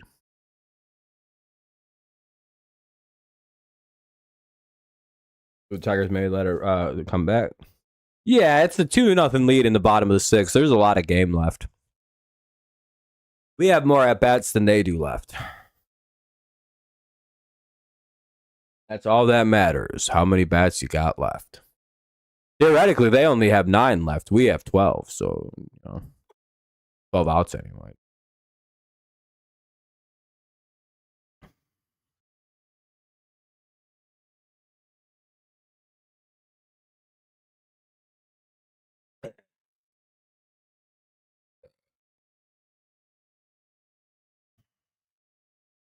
Yeah, because then you got your initial bet back, so you haven't lost any money.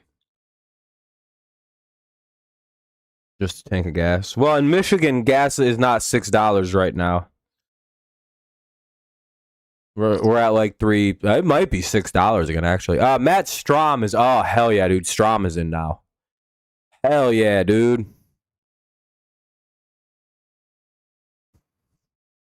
What a treat! They put in Matt Strom. We beat up on Matt Strom. Scott, this guy. By the way, this is the son of the FBI agent from Saw, the Saw murders that happened a few years back in like the early 2000s.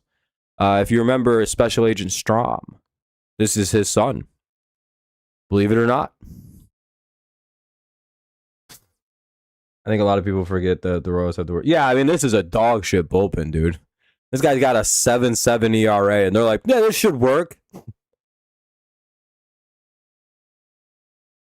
Cash out said, do what you want to do, man. Everyone else is do it. Like everyone's cashing out and then betting on the Tigers again. It sounds like a lot of people are taking the cash out, stowing the initial bet, and then putting the profit back on Detroit. Ahmed, Mod. That seems to be a move people are doing. That way, really, all you lose is the profit from your bet, and you still have your initial, like, say you put 100 in.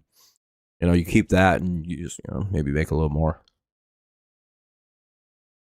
That seems to be what people do. Kevin McGonigal flies out 1 away. Not a good start to the inning, but he hit that shit deep as fuck. Here's Gleyber Torres. 2-0 Royals. 1 away, bottom 6.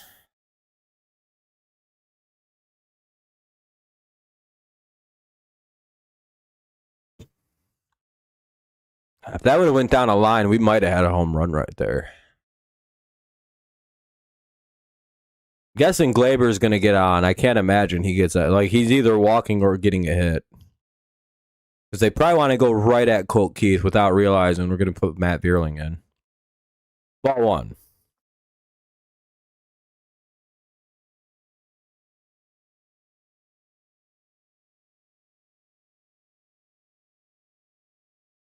I swung at the pitch this time. 1-1.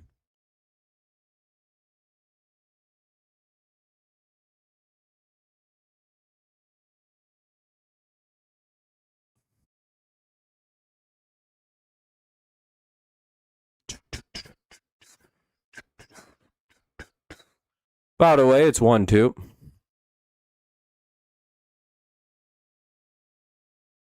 Royals are a bad late inning team, and the Tigers are a good late inning team. This entire series is going to be very upsetting losses for the Royals.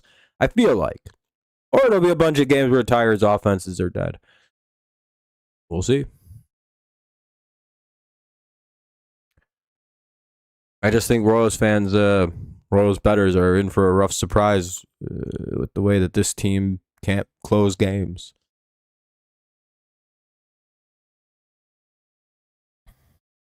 All the way up to $4.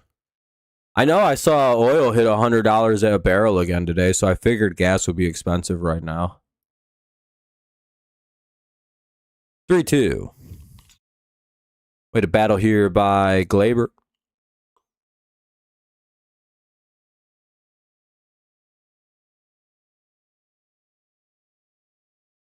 No, well, Tigers couldn't hit today. But why would I cry?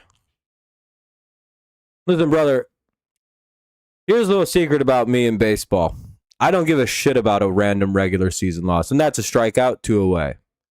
I really don't even care about losses till my team has 60 of them. Because, like, I don't know. There's a Hayo Lee will come into hit for Colt Keith. There's kind of an adage or an old saying that, like, you're going to lose 60 games a year. And until you actually get to that number, there probably isn't a lot to worry, like panic about as far as like losses go. You can tell me I'm wrong, tell me that's an incorrect take, but like, fine, I don't care.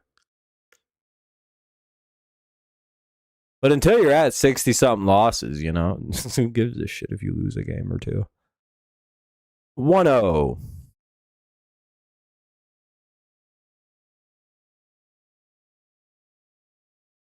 Yeah, so why would I be upset we lost to Kansas City? I don't give a fuck. Oh, no, we couldn't hit today after coming in late from a road trip. Oh, wow.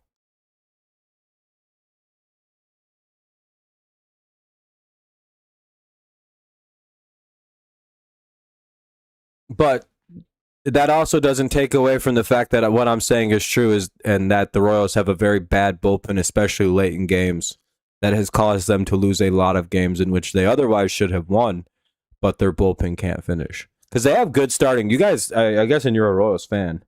Yeah, I hate Kansas City, by the way. They're my least favorite team in maybe all the sports. 3-1.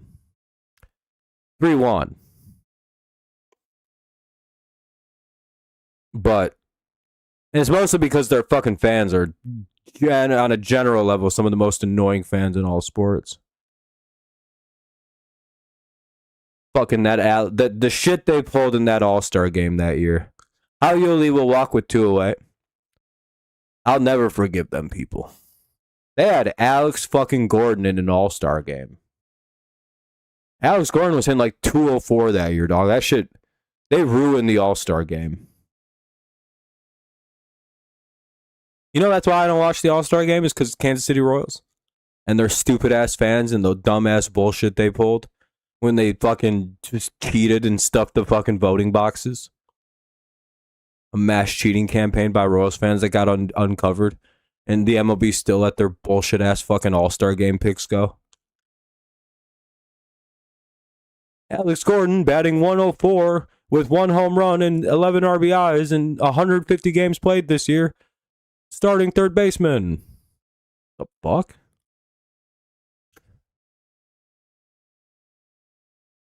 Oh, I hated that. 0-1.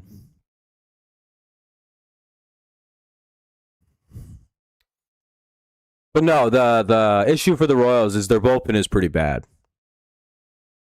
Regardless of if I didn't like them or not, like the part of the reason their season's gone the way it has is the bullpen blowing things late. When you're running out dudes with 7.7 ERAs, you know, that's a pretty rough sign.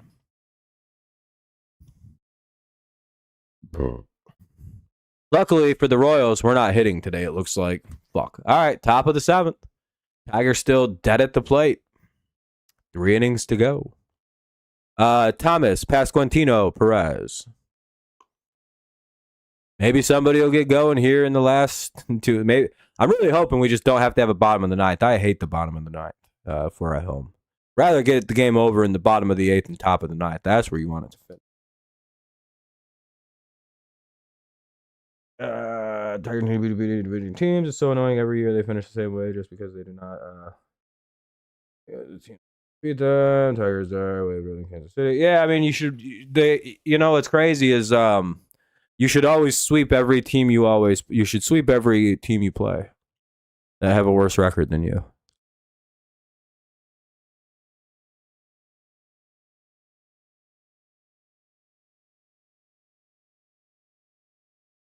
You bet 200 on the Tigers. Yeah, we'll see. Maybe them playing late last night was a bad sign. They didn't get home till probably 1, 2 in the morning. Maybe that actually did kind of fuck them up, and then it jumped ahead another hour. They did travel, I suppose. Could be the reason they're off today. Thomas, Pasquantino, and Perez. But the Royals also traveled, but they might not have been super late.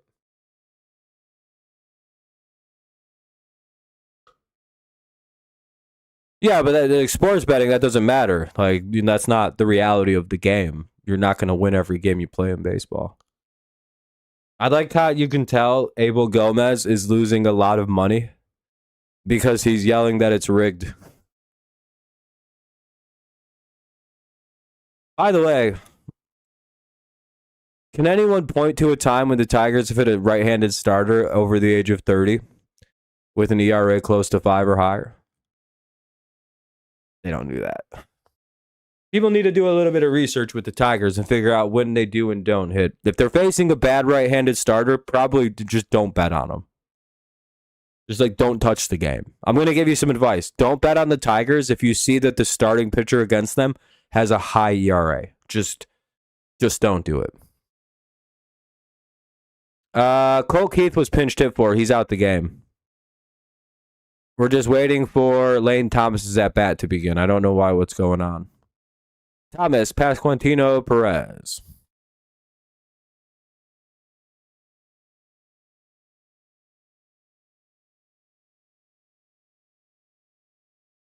Well, they probably will win the series.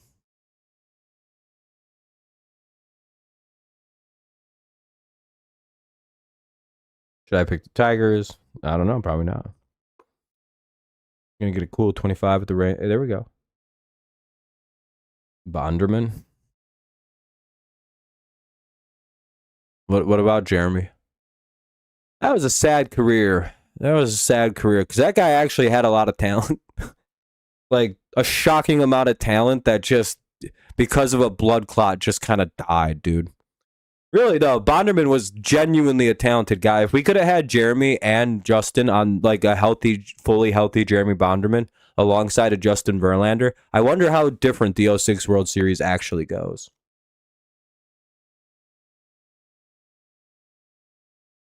You know what I mean? Just like, because Jeremy really was a phenomenal pitcher till he got hurt.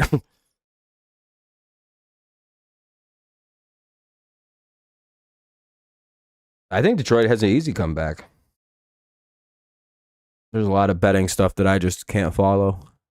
I'm sorry I'm not reading everything in the chat. It's just betting stuff I don't have much of a connect to.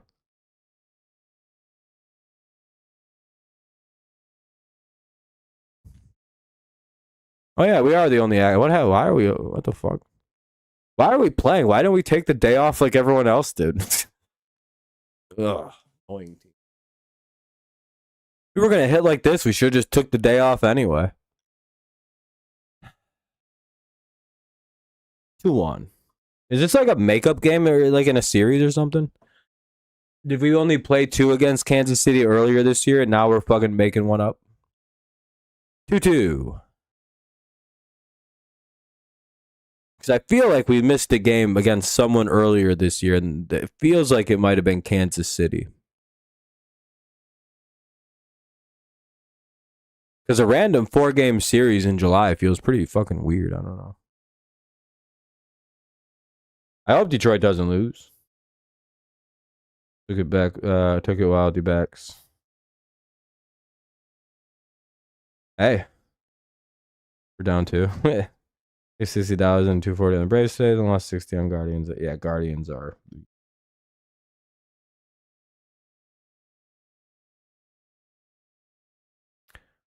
Yeah, I mean, that's the hitter part, but pitchers tend to do pretty well in Detroit for when they stay.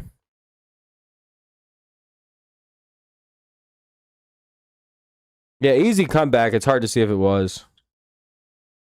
Tigers got shut out. Yeah, they'll probably score runs. It's just we'll see when. God damn it. We have to sit through a pitching change. Oh, I hate 2-out. Dude, there is nothing worse. Because, like, now it's a 2-out pitching change into the fucking 2-minute, like, into the. Fuck.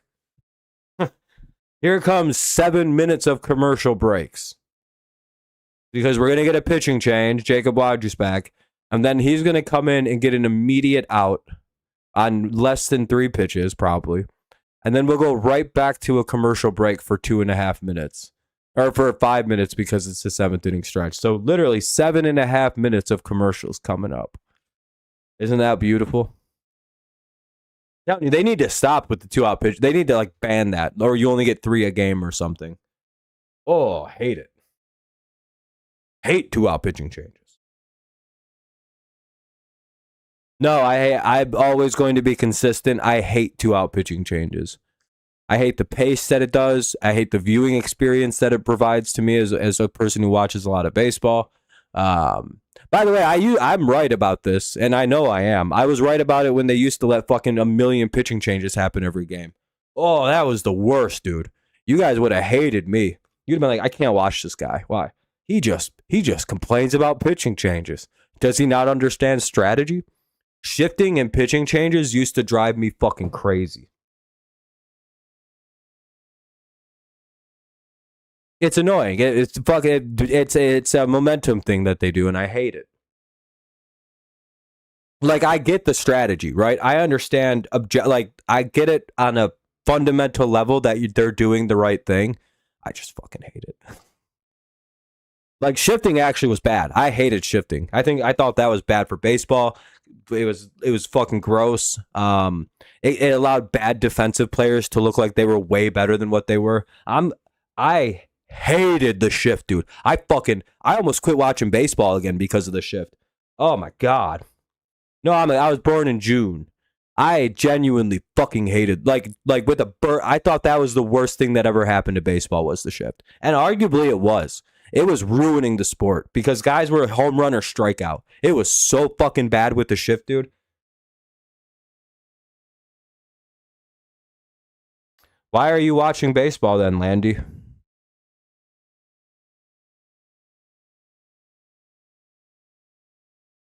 The shift was awful. I'm glad they banned that shit, and they need to make it more aggressive and put in baseline, like position lines. On a fundamental level, the reason I didn't also agree with shifting was because, fair enough. 1 and 2 was because runners were not allowed to ever leave the base paths, right? Like the runners have an assigned path that they have to run. Fielders could do anything they want, basically, before they put in shift rules. And that'll be the 3rd out of the inning. We'll head to the bottom of the 7th inning stretch coming up. Told you. Now we're in the 7th inning stretch.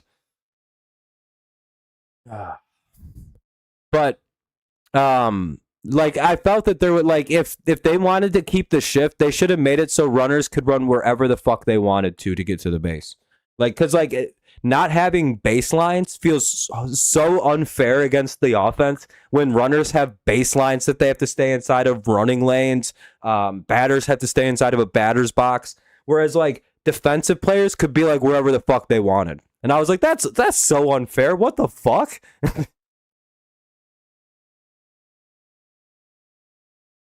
Fundamentally, there was a fair unfairness of it. No, I'm in a great mood.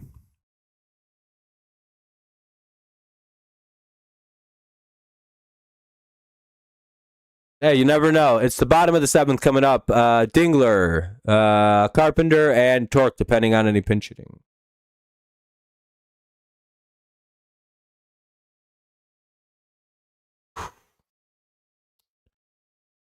But yeah, that's my problem with some of the stuff. When they announced that they were banning the shift, I was so happy.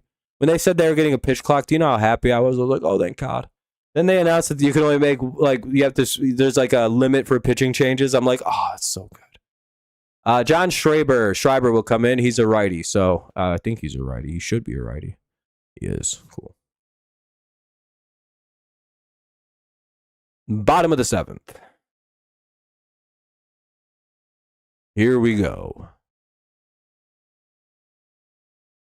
I'm going to go get some more to drink. I'm very thirsty, man. Oh.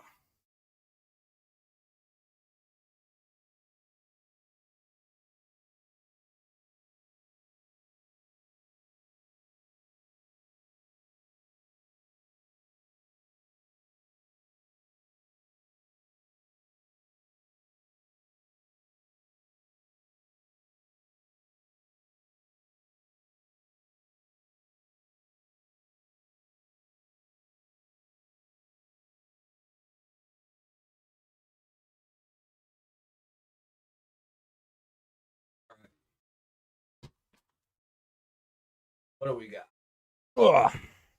Nothing yet. No, I haven't had the chocolates yet. I don't take hallucinogens on stream. Mostly because I feel like that's a bad idea. And I get real fucking... I don't really have a very good filter as it is, but it's completely gone on psychedelics. And I stopped talking for like weird periods of time. Be like, that's a... And I'll just stare. it wouldn't be a fun viewing experience for anybody. And then I'd feel really weird if there were 100 people watching, over 100 people watching. I'd be like, I gotta go. Dingler reaches on a base hit. 1 on, nobody out. Good start to the bottom of the 7th. Let's hope we see more from Mr. Scary Carey. Let's hope for a 2-run bomb. The chocolate's good in itself. But I bought one of those treehouse bars from a smoke shop. And it's a peanut butter chocolate shroom bar. Everything I read online, this company has issues with the FDA and all these other agencies that say do not eat this shit. It contains 4-ACO-DMT, which is the research chemical called like psilocybin or something like that, which when you eat it and it breaks down in your stomach with like your stomach, like the enzymes in your tummy or whatever, it converts over to psilocybin and becomes like magic mushrooms. Supposedly, that's how it's supposed to work. All right, Kerry Carpenter has his first hit in like 30 at-bats. That's 2 on, nobody out. Runner gets all the way over to third. First and third, nobody out. Nice start to the inning. Yeah, it's if I was more, 2. I know what's in the things I'm consuming. You don't have to keep spamming it. You do it one more time, I'll ban you from the channel. I don't much care for spam in my chats, dude. Especially when it's just long and annoying. Yeah, I know. Carrie's been like 0 for 31, dog. That was so fucking due. I feel good for Carrie right there. He needed that. I know everyone's like, what about a double? We could have scored. It's like, yeah, I know. All right, 0-1 on Torque. All right, Torque. Take the lead, kid. Give us a Torque bomb right now. Bash the shit out of this pitch. It's just fucking Schreiber, dude.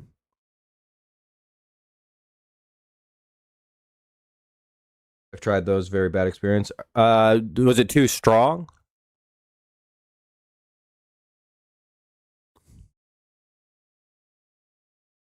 I did Torque challenge that. 0-2.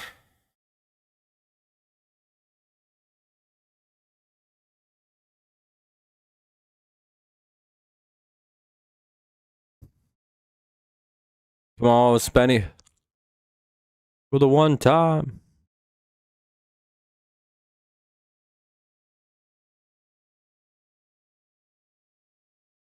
Ball 1.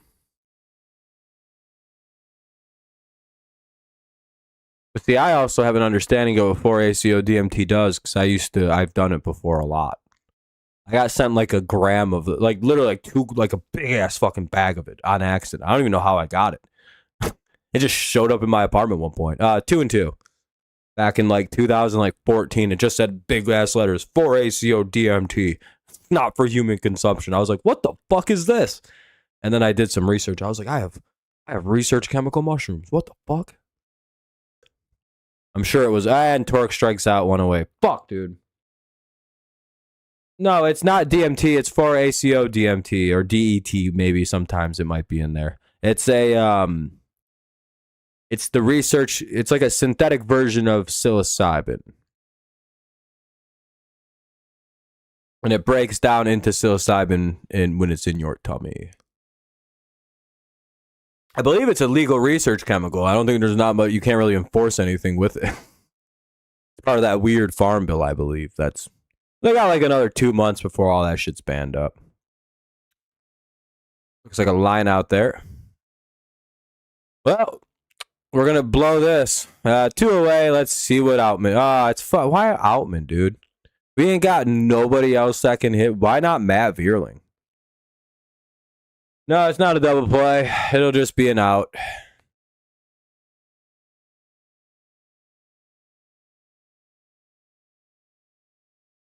Eating shrooms and watching Rocket 4. It's pretty good. I love it was strong, felt like acid. Yeah, that's because of the synthetic nature of the psilocybin. You might have had too much too. How much of the chocolate did you eat? If you eat like 3 of those gummies, it's like 2. Really? So with the chocolate bar, I should only eat like 2 or 3 pieces then, right? Because I want to get fucked up. I like tripping, so I'm completely like, oh, dude, I want. Now I'm like, I might do 4 or 5 pieces off this 15. It's a 15-piece chocolate bar, so. And I one serving is 1. Is that like 15 grams? Is that how that works? Are they like basically a gram each? I wish I could do DMT.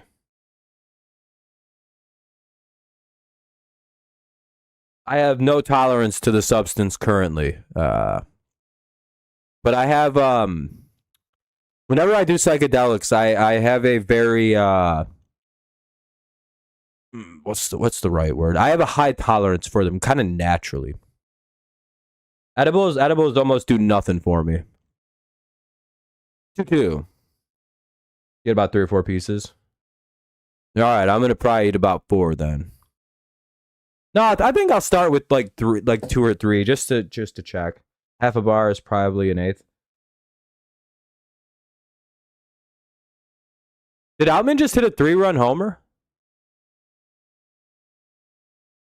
Hooray! 3-2 Tigers! Let's go! Yeah, the Tigers just hit a 3-run homer. Let's go! James Outman, his 4th of the year. Hooray! Detroit's up by 1. Let's go! James Outman hit it out, man. 3-2, Tigers lead. All right, here's McGonigal, top of the Tigers order. I was beginning to wonder. All right, this changes everything. Now we just got to send out Finnegan and fucking Jansen. We're good to go. Now it becomes real hard on Kansas City. The back end of our bullpens is a fucking menace to deal with. Cubs had the bases loaded with 1 out, and they couldn't score. I'm on a nature high. The reason I don't do drugs is because I am already good. I wish I was like that, Mike. I have a problem with boredom. 1-1. Yeah, I know. It's just that I have to do these shrooms. I'm gonna eat half this bar now. I think I'm gonna do some math, Cody. And try to figure out. I'm guessing the half gram is right. I'm gonna like look around and be like, what are the dosages for these? If a couple of them, if like 3 of the gummies are like 2 grams, I'm gonna guess like 6 pieces would be about an eighth.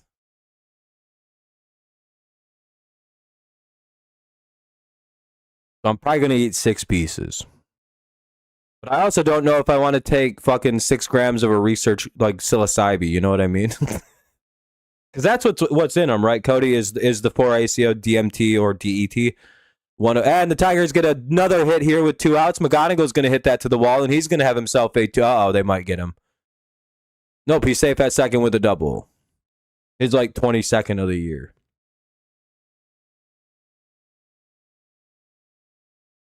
That's my rookie of the year. Let's go.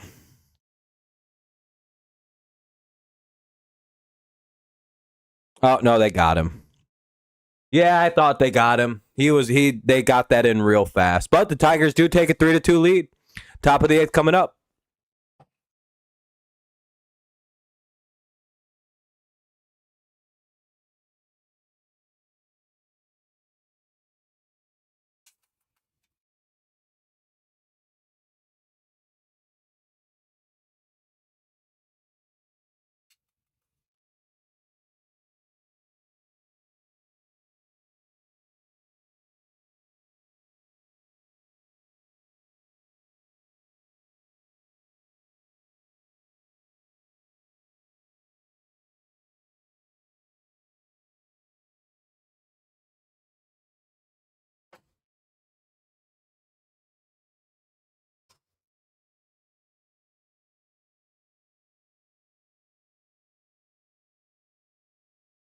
Ugh. I'd eat 3 pieces. Yeah, that's kind of the idea. It's the synthetic research the college kids made in the 60s. They were finally getting access to it. Yep.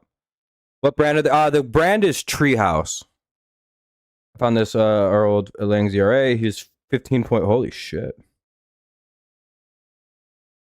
Hero dose.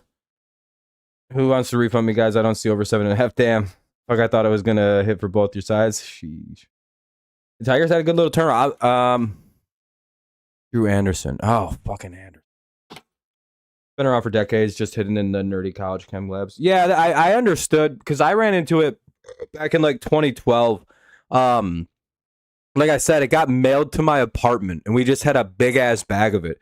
We went down to Michigan State and had like the wildest 4 days of our entire. We were just drinking we poured it into giant water bottles, and we just drank from those for like 3 or 4 days straight.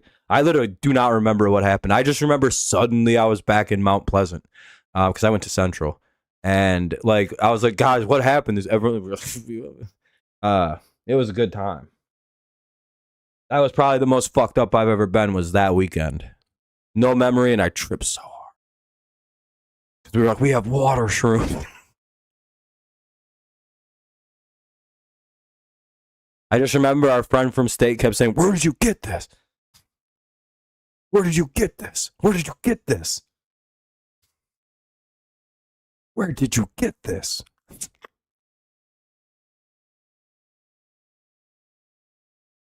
I was like, I don't know. It just showed up in the mail. He's like, do you think this is like from the cops? I'm like, what? No. 0-1 on a foul ball. I feel bad for people. It'll be like that in 2 weeks. Oh, you're going to a big wedding wait? Hell yeah, getting drunk. Having a couple adult beverages. No, Mellon's done for the day. He once a pitcher leaves in pro baseball, they're out for the game. That's a base hit. Why Anderson, dude? Oh, he's good against lefties. That's why. Should have just brought in Will Summers. Or Summers or Drew Summers or whatever the fuck his name is. Summers hasn't even been bad lately. Drew is good against lefties, so I guess I get it, but I don't know. Where did you get this? I don't know. It just showed up in the. Where did you get this? I have the brand Canopy 15 count, and they are strong, and I have a brand Road Trip, and their package is microdose blend, and eating 2 of them with 1 strong is perfect for you. Yeah, I can go grab what the pack. Like this clearly just looks like it's like yeah, you're gonna trip balls if you eat this. It's just like okay, like the Treehouse branding just looks like it's like yeah, take this. We're gonna get you a little messy. Good to know. Canopy and Road Trip. Nice. Nice to know. Which means that I should have never threw those 1 gummy fucking shrooms I had away a while ago then. Someone gave them to me and I'm like, these won't work. They're like, nah, bro, they work. And I was like, dude, just get real mushrooms. I'm a fucking idiot. And that'll be the first out of the inning. We'll have top 8, 1 away, runner at first. It was a bunt line out. Nice job by Halio Lee. Good heads up baseball. Under 5.5 on 213 parlays. Just like, I wouldn't mind if this is the end of the game, right? We see the Tigers get out 3 times, then Jansen, boom, boom, boom. Or Finnegan. Dude, those. Tell me, yeah, I heard now, Omar. I feel like an idiot. I'm more hopeful that the chocolate bar works in the way that I want it to, and I have a very fun evening. Very hopeful. I hope after 30 minutes of eating that chocolate, I feel a very familiar feeling in my tummy and up my back. Tolbert steals second base, so the double play is gone. But with Tolbert running, we wasn't really there either. And there's a shortstop hitting, so not idea. Runner at second, 1 away. Looks like he's going to third. Looks like a pass ball or a bad pitch or something. That's for Pot. Wild pitch, runner to third. Not good. Anderson's just going to give this away.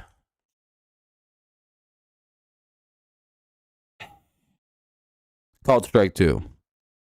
Better strike these motherfuckers out now, Drew.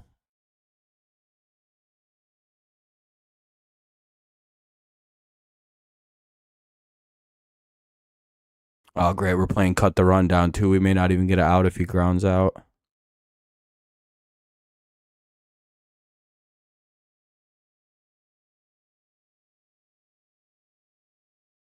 That's a tie game. Sack fly. Oh, that's a base hit. Damn. All right. Well, base hit. Brought in the wrong guy. Should have fucking brought in Summers. Man, AJ's off on the fucking pitching today. Really annoying.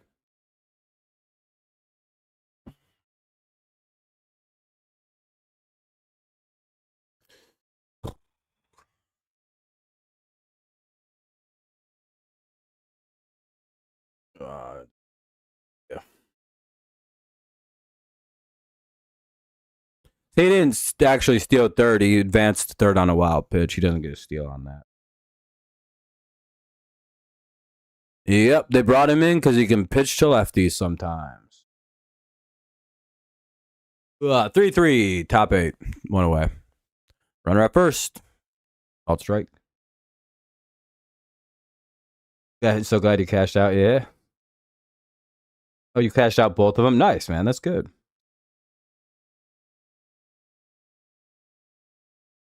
Yeah, 2-way. I know what I'm going to do. I get all mushy and weird and watch movies. Good Burger was made from mushrooms, so is The Truman Show and The Simpsons. Can't watch them without. Yeah, I'd imagine The Simpsons are pretty fun with them, especially them first, 8 seasons. The advice works? Yeah, I'm glad. That'll be an out. I think that's a pop out, but whatever. Fly out to right field.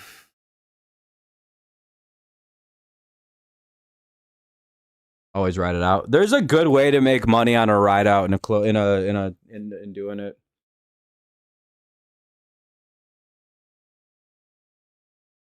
A brand is the chocolate bar. Tray House, peanut butter, chocolate. Mostly because I really like peanut butter with a mushroom thing. It's hard to explain. If you've never done actual shrooms and eaten peanut butter with them, it's kind of just like a nostalgic thing for me. I like peanut butter with them. The peanut butter brand. Very tasty.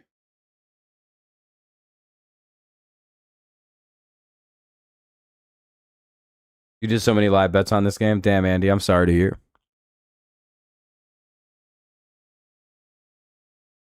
You should have the taste of. I always feel like you should have the taste of peanut butter somewhere, peripherally when you do mushrooms. And I don't know why. Everyone has a different way they like to consume it, but everyone's done the peanut butter method. But it really doesn't help that much. It just makes it way heavier in your. So you're like, oof, I'm really full now.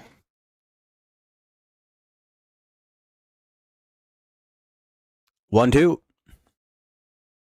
I don't know. Vinny Pasquantino's a really big guy. I'd imagine Salvador Perez is probably a pretty good scrapper. And, Bobby Witt looks like he'd fight with a knife. And I don't even like the Royals, but I'll give them the credit. They look like they'd be a problem in a street fight. Well, the Royals can't walk the game off. It's in Detroit. That was a quick 60. I mean, you never know. The game's still on. We have two. Tigers have more at bats here. We have 6 outs. They've only got 4. 2-2. Big 600. What am I wrong about, DJ? And Velasquez goes down looking. So they blow the lead, and now it's 3-3. We'll see what Torres, Lee, and Green can do here in the bottom of the 8th to try to take the lead back. Make it a save. Or do we need dramatics in the bottom of the 9th?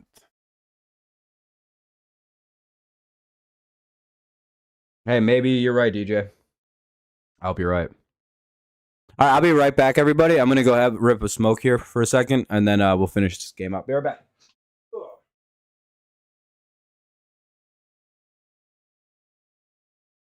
All right, back in just a sec. 2 minutes. Not even.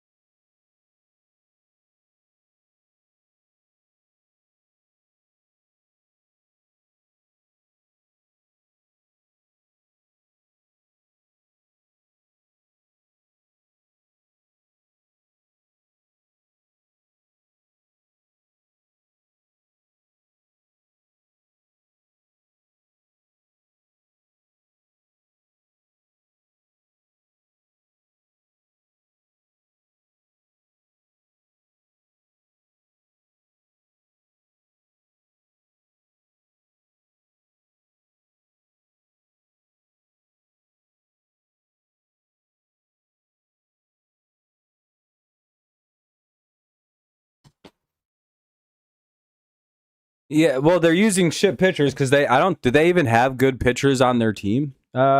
Sorts. Tigers going by 2. Let's hope so. 0-2 though on Torres now. Well, foul is 0-2. Few fouls in a row by Glaber.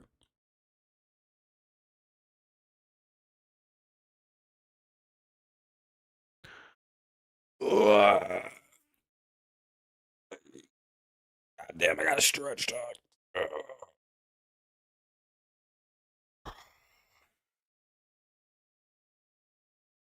You broke your headset, so you gotta get some more money for a new one. Like, damn it. Well, if they win, I can buy a fucking Turtle Beach or whatever the fuck the good ones are. HyperX XXXX or whatever.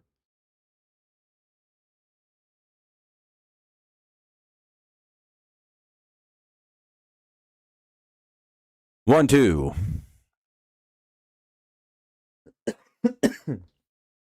Strike one. Or another foul. Keep it 1-2. I don't know why I thought that was strike one. And Torres strikes out, 1 away. Bitch. All we need is one right now. Here's Hao-Yo Lee to hit the home run. We already know what's about to happen. Watch. The Lee bomb. I will give Hao-Yo Lee credit. He is so much better the second time he's come up. That first run with this guy was so fucking bad. It was unbearable. He's pretty good now. I don't know what happened. He was only gone for like a week too, and then he just came back. He was like way better at baseball. I was like, did he just need to be sent down once and now he's good? I don't understand. 300 on Roy. Oof.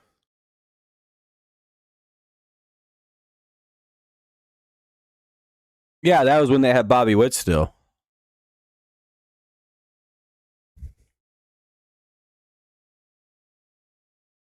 Ball one, ball two. And depending, I think that was also the series the Tigers lost all of their players in. If that was in like early May, right? That was a series in which we lost Kerry Carpenter, Gleyber Torres, Casey Mize. There was several other injuries that series, right? I think Baez got hurt that series. I think that was it for the Royals one. We lost our entire offense basically in that series, I believe. That was insanity. Hey, Hao-Yo Lee gets a base hit. Way to start it off. It may not be a home run, but it's at least a start to something. Here's Riley Green, the biggest threat of the inning, probably.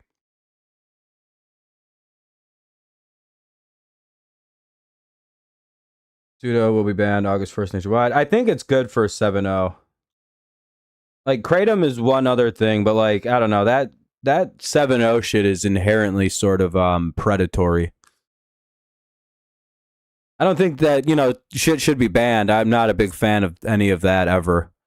But at the same point, that 7-0 shit probably should be regulated. You think the Tigers pull this off? Maybe. They can't pull this guy yet, can they? No, they can't. They're just talking. Which will each be a felony. Oof. Yeah, I mean, if it's your thing, but try to wean off it. That shit is just straight up, I believe, an opiate, isn't it? Like, Kratom's one thing, but I feel like 7-0. Oh shit! Riley Green grounded out 2 away. Yet here's Dylan Dingler, runner to second.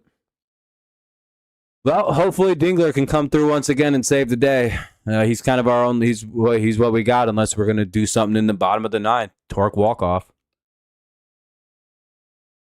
They should have at least one. It's just, can they pull it out here? This would be the spot to get it if Dingler could. They recommend half a square or full square, but no more than that. Yeah, that's what they say too. 1-1. Fuck.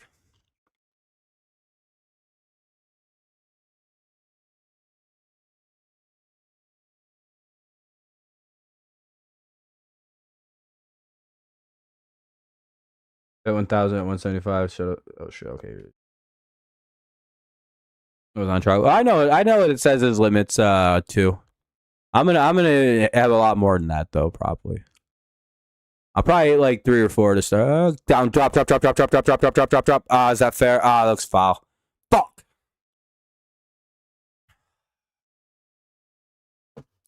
That was it. That would have been the run. Man. I don't like the idea of teenagers having access to Percocet at the gas station. No, I know it's an adult thing, but yeah, the fact that there is no age limit technically for people to be able to buy the 7-0 is the big deal. And it really fucked a lot of shit up. I think that's the product that got all the shit banned, by the way. And cracked down on anyway.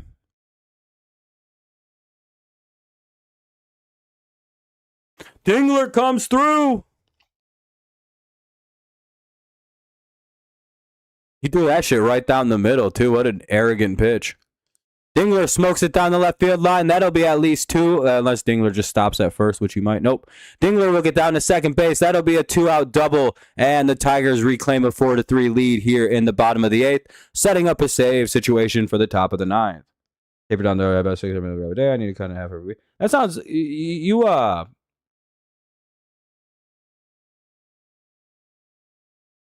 at a pretty good spot with that actually. I know people with a lot worse. What kratom? Not exactly kratom. Kind of like a super hyper refined version of it in 7.0. Hyper addictive. The reason it's so addictive is because it's like a quick high and then it goes away, quick high then it goes away. Anything that does that to you is manipulating you and hyper addicting you. By the way, that like super short duration, but like super intense and a super short come up to it. It creates this weird problem in the brain, and you get hooked on it pretty quick. 0-2.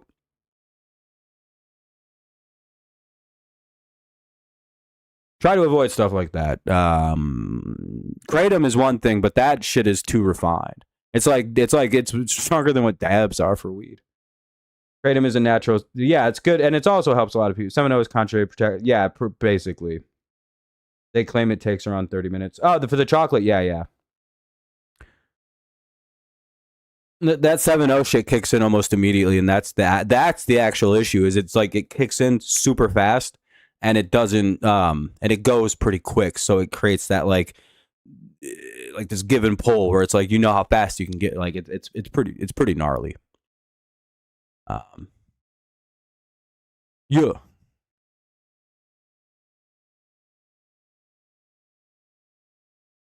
Kratom also helps a lot of people get off opiates. That I know that like just have to do a little bit of kratom to not be hopelessly addicted to opiates. Sure, it's offloading one for another, but whatever. The chocolate bar is fine. It's just chocolate bar with fake mushrooms in it. Oh, keep your money. I'm not a big donate me money guy. I make plenty of money off of the AdSense. I have a weirdly high payoff AdSense, so we're all good. I'll make like $15 just off of the views on this alone. That's pretty good money. For this being a hobby, it's not bad.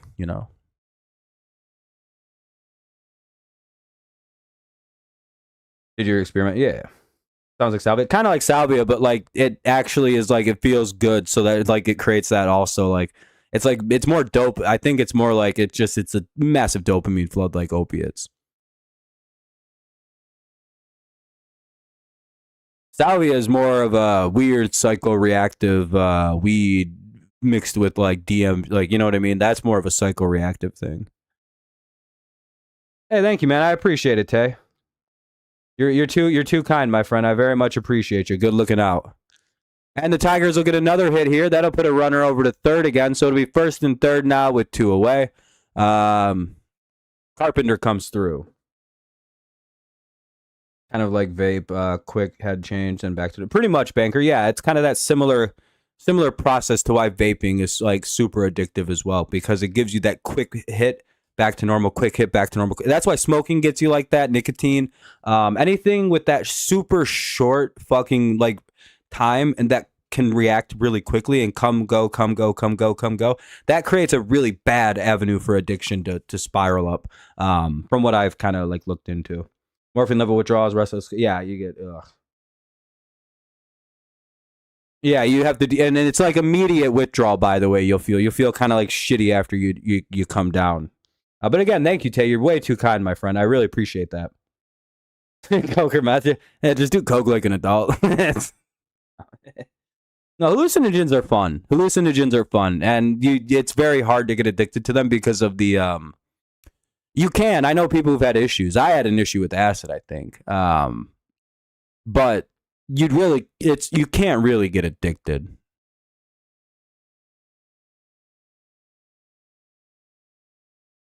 EXO, they have a feeling good. Have a dude feeling good. I'm so glad that I stopped myself from fully reading all that. Yeah, all of that stuff is, you got to be real careful with that shit, dude. Is XO like a gas station Xanax?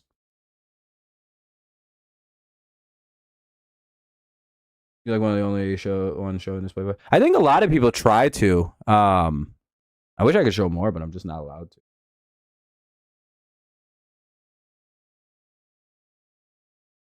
2-1. Yeah, you just gotta be careful with what you're consuming. How many minutes? Baseball doesn't have a time to the game, Mickey. It's more just an innings thing. Right now, we're about to head to the top of the ninth, so the game could theoretically be 5 minutes more, 10 minutes more, 15 minutes more, 8 minutes more. You know what I mean? It's kind of just whenever the Tigers can get 3 outs, the game will end, unless the Royals score. Oh fuck, Jensen, Thomas, and Pasquantino, top of the order, due up. Worst spot of the lineup to be at. Oof. I was on methadone for 14 years and got off using kratom, but then I found 7-0 and I had that warm. Yeah. Damn, that sucks, dude. Yeah, that's about a bitch because it really got people who finally got off it. And then as long as you don't end up having to make that position back over to the other, that's about a bitch, man.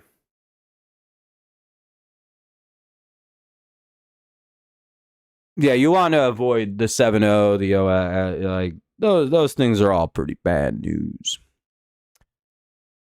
The mushroom things seem pretty good. You just smoke weed. What's nice in Michigan is like everything I want to do is basically legal. So at least until September. I'll be right back. I have to take a leak really quick.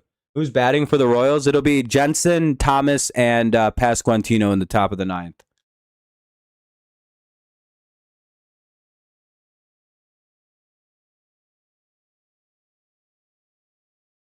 Torkelson had killed them. Green has continued to do his thing. Yeah, Torque. They're bringing it. Oh, Drew Summers. Yeah, mushrooms are a very safe, mellow trip. I like acid too, but acid. I think the concept of acid fucks people up more than the drug itself because I actually find acid to be a far more controllable version of mushrooms. I think the highs are very, very similar. Mushrooms has that kind of natural unpredictability, kind of like woof, woof, woof. Whereas like acid, you control that the entire way. That like you can kind of let yourself go, you can bring it back in a little easier. Torque, the Tigers fucked Torque up in my opinion. I hope he leaves because Torkelson, when he leaves the Tigers, will become like a superstar level hitter.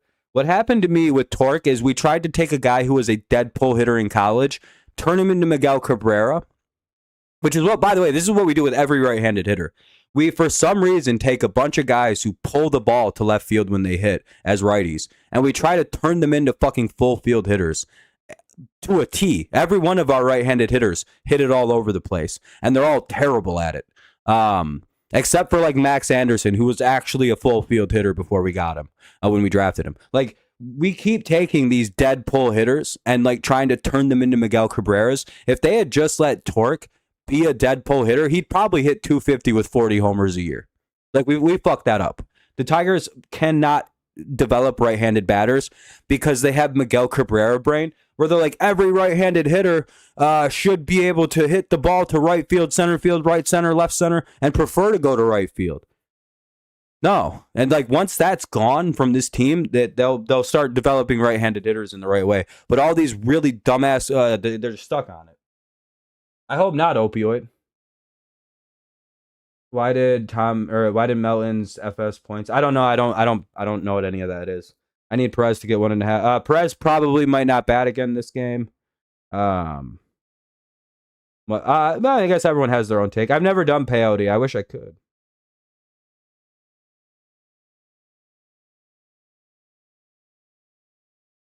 But it depends on what happens with the Royals hitters, 2-2.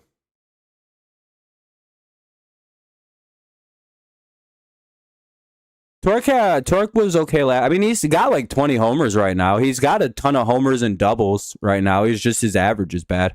And they get Jensen on a foul tip. Nice job by Summers. One away. Here's Lane Thomas. Colt Keith's out of the game today, unfortunately. No, Troy Melton will not pitch again. He's out of the game. We're in the top of the ninth. If the Tigers get 2 more outs, the game's over, everybody. When a pitcher leaves, they don't come back in. Peyote has a sick feeling. I really want to do mescaline or peyote. Peyote is mescaline. So I think mescaline is just like the more pure form of it. I really want to try that. Yeah, no, Riley Green should probably long term him, but a lot of these guys, it's in baseball. It's I don't know. He may not sign. I don't know. No, Melton will not pitch again. Yeah, comeback Tigers. 2-0.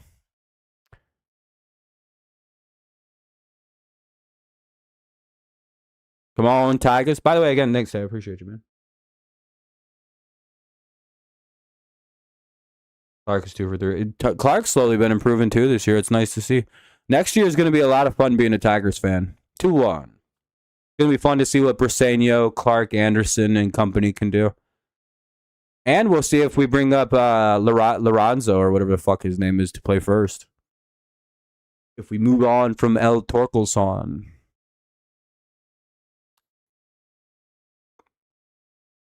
3-1. Come on. Come on, Drew. Fat bastard.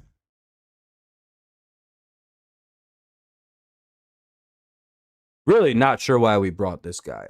Perez could bat. It just depends on if they get the right guys. Used for spiritual throughout culture. Jesus was. I really enjoy that whole thing. Yeah, Riley's made the All-Star team like twice. I think at least once. 7.5 over. I think the game. We're at 7 now. I think the game's over. Hopefully, we double play right here. Get in the game. Get the fuck out of here. Nope, that'll be a base hit. Uh-oh. Runners at first and second now with 1 away. Just the wrong pitch.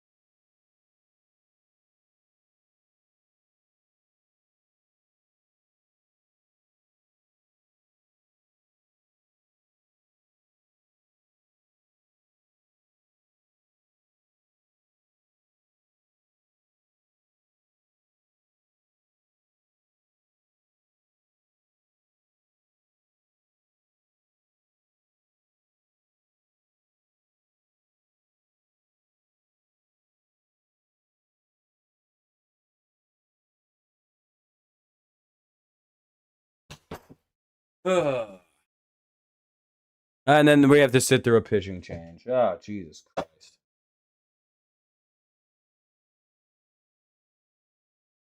Well, we have another pitching change here. Kyle Finnegan will come in now with 2 out. I hate pitching changes. You're back.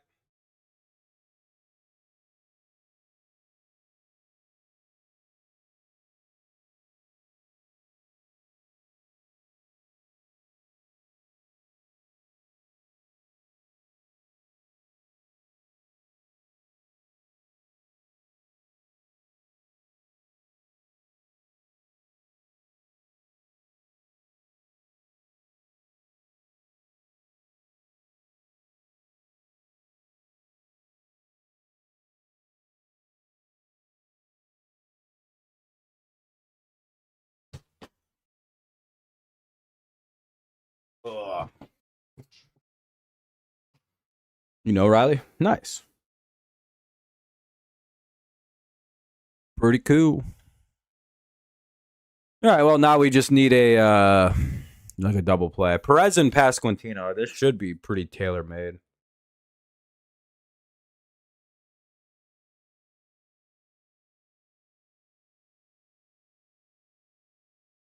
Yeah, that's pretty much all, Cody. It's like, I don't even mind doing a research like version of mescaline. It's just like I'd like to do the real stuff. I've thought about growing the cactus myself for a couple years. What would it take, like a few years to grow something usable? And not many people would ever be able to know what it is. About one. It's just what, San Pedro or something like that. I could just grow it. It's not like it's a hard cactus to grow. And then the little pods come off of it, and that's mescaline. Or that's where the peyote comes from.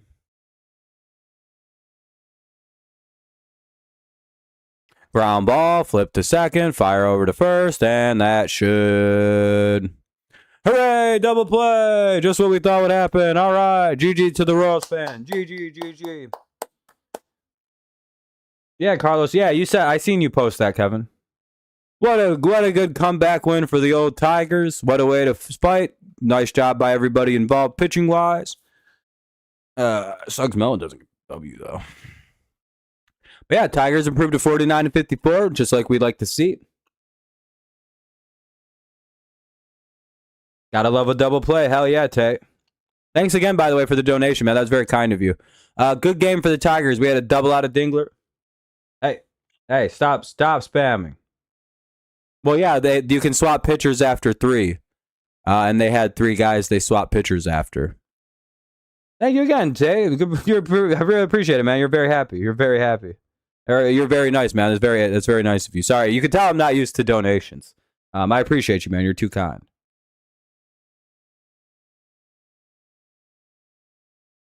Chris, I think it's like they have a lot of better players in the minors is the problem. Riley Green will be around long term, but like some of these other guys, you know.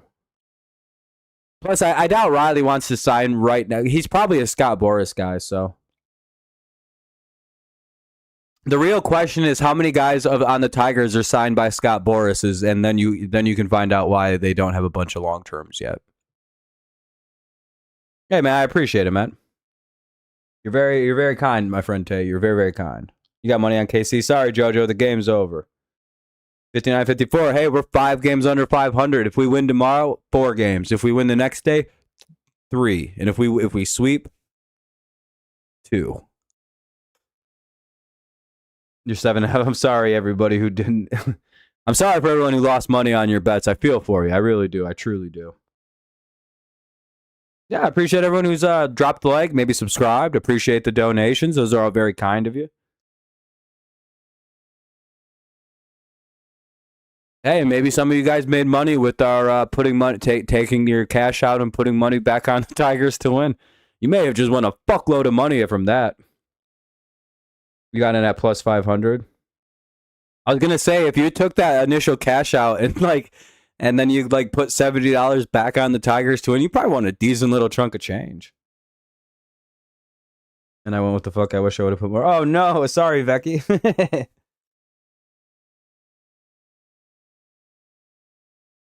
The problem with the Tigers is the back end of their bullpen's actually pretty solid when it's not fucking up like they did with Drew Anderson. Don't know why he came in. I think Jansen was too tired to pitch, so Tigers minus 175 easy. Seems like it. All right, though, guys. I think it's a fun-ass stream this afternoon. I think I'm going to start wrapping up because it's been 2 hours 45. I have some, I want to go eat some mushroom chocolate and get pretty fucked up. I'll let you guys know how that goes tonight, tomorrow during the stream. I'll be live for the game tomorrow. Yeah, I'll be live again. A little high as fuck yesterday, and I put in random. Hey, I mean, it played out. But hey, I appreciate y'all. It was a fun stream. Tigers are looking good. Hopefully tomorrow. Who pitches tomorrow? Is it Scooball? Yeah, tomorrow's Scooball then, isn't it? 1, 2, 3, 4, 5. Yeah, that's Scooball day. Cool. So this will be Scooball on Friday, which will be fun. Pretty good shot we can win that game. Yeah, appreciate you everyone hanging out watching the games. This is the best my channel's ever done for a consistent run of time as far as viewers go. So I really appreciate it, everybody. Thank you very much. It's been really fun streaming again. Yeah, it's nice to see the Tigers winning. Nice to see us back up. Nice to see people chatting again. Things are improving here on the channel. Very nice to see. Things were dead here for a while, boys.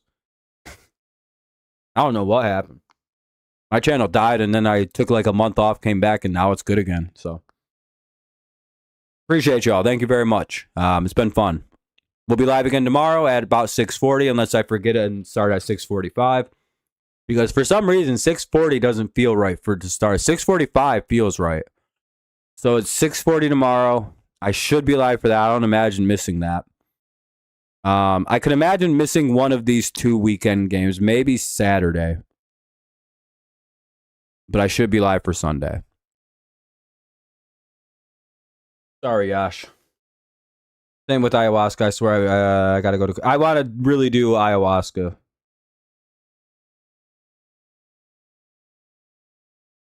Yeah, I experienced in a sweat tent and we paid.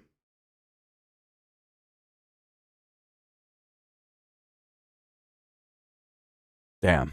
Seems like a crazy experience, ayahuasca. But I also don't really like puking, so I don't know if I'd enjoy it. They are bad, but they're also kind of, certain kinds are fun. Oh, I gotta take this off for a sec. Oh. You know how funny it is to reveal that I've got a great head of hair? Just like, oh, maybe he's balding. Like, no, he's got curly long hair. He's in his 30s with a hairline like that. Oh. Yeah, the hair is. I got nice hair. It's just I like to keep it wrapped up when I stream. All right, though, everybody. Oof. There we go. I'm gonna get out of here. Yeah, I'm 33. I don't know what's up with the hair. It's just not go. And like, there's a part of me that wishes it was bad, dude. I mean, I've got like the resist hairline, like everyone my age does, right? But it's also like it still grows very thick.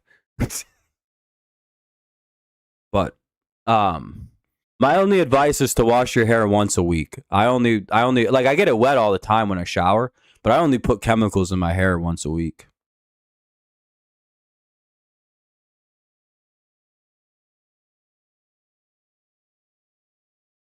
I bought in for $9 and you have 58. There you go. I'd rather eat some shrooms than... Yeah, exactly. All right, everybody. Yeah, everyone have a good night. If you ever want hair care advice, look it up online. I'm not wrong about once a week. Most women don't wash their hair but once a week. You'd be shocked to find that out. You ever wonder why homeless people got full heads of hair and they're not balding? Because they're not washing their hair very often, if ever. That shit's bad for your head. Look it up. Look at what's in some of them fucking chemicals in that shampoo you use. Then switch over to shit like tea tree oil and shit like that to wash your hair.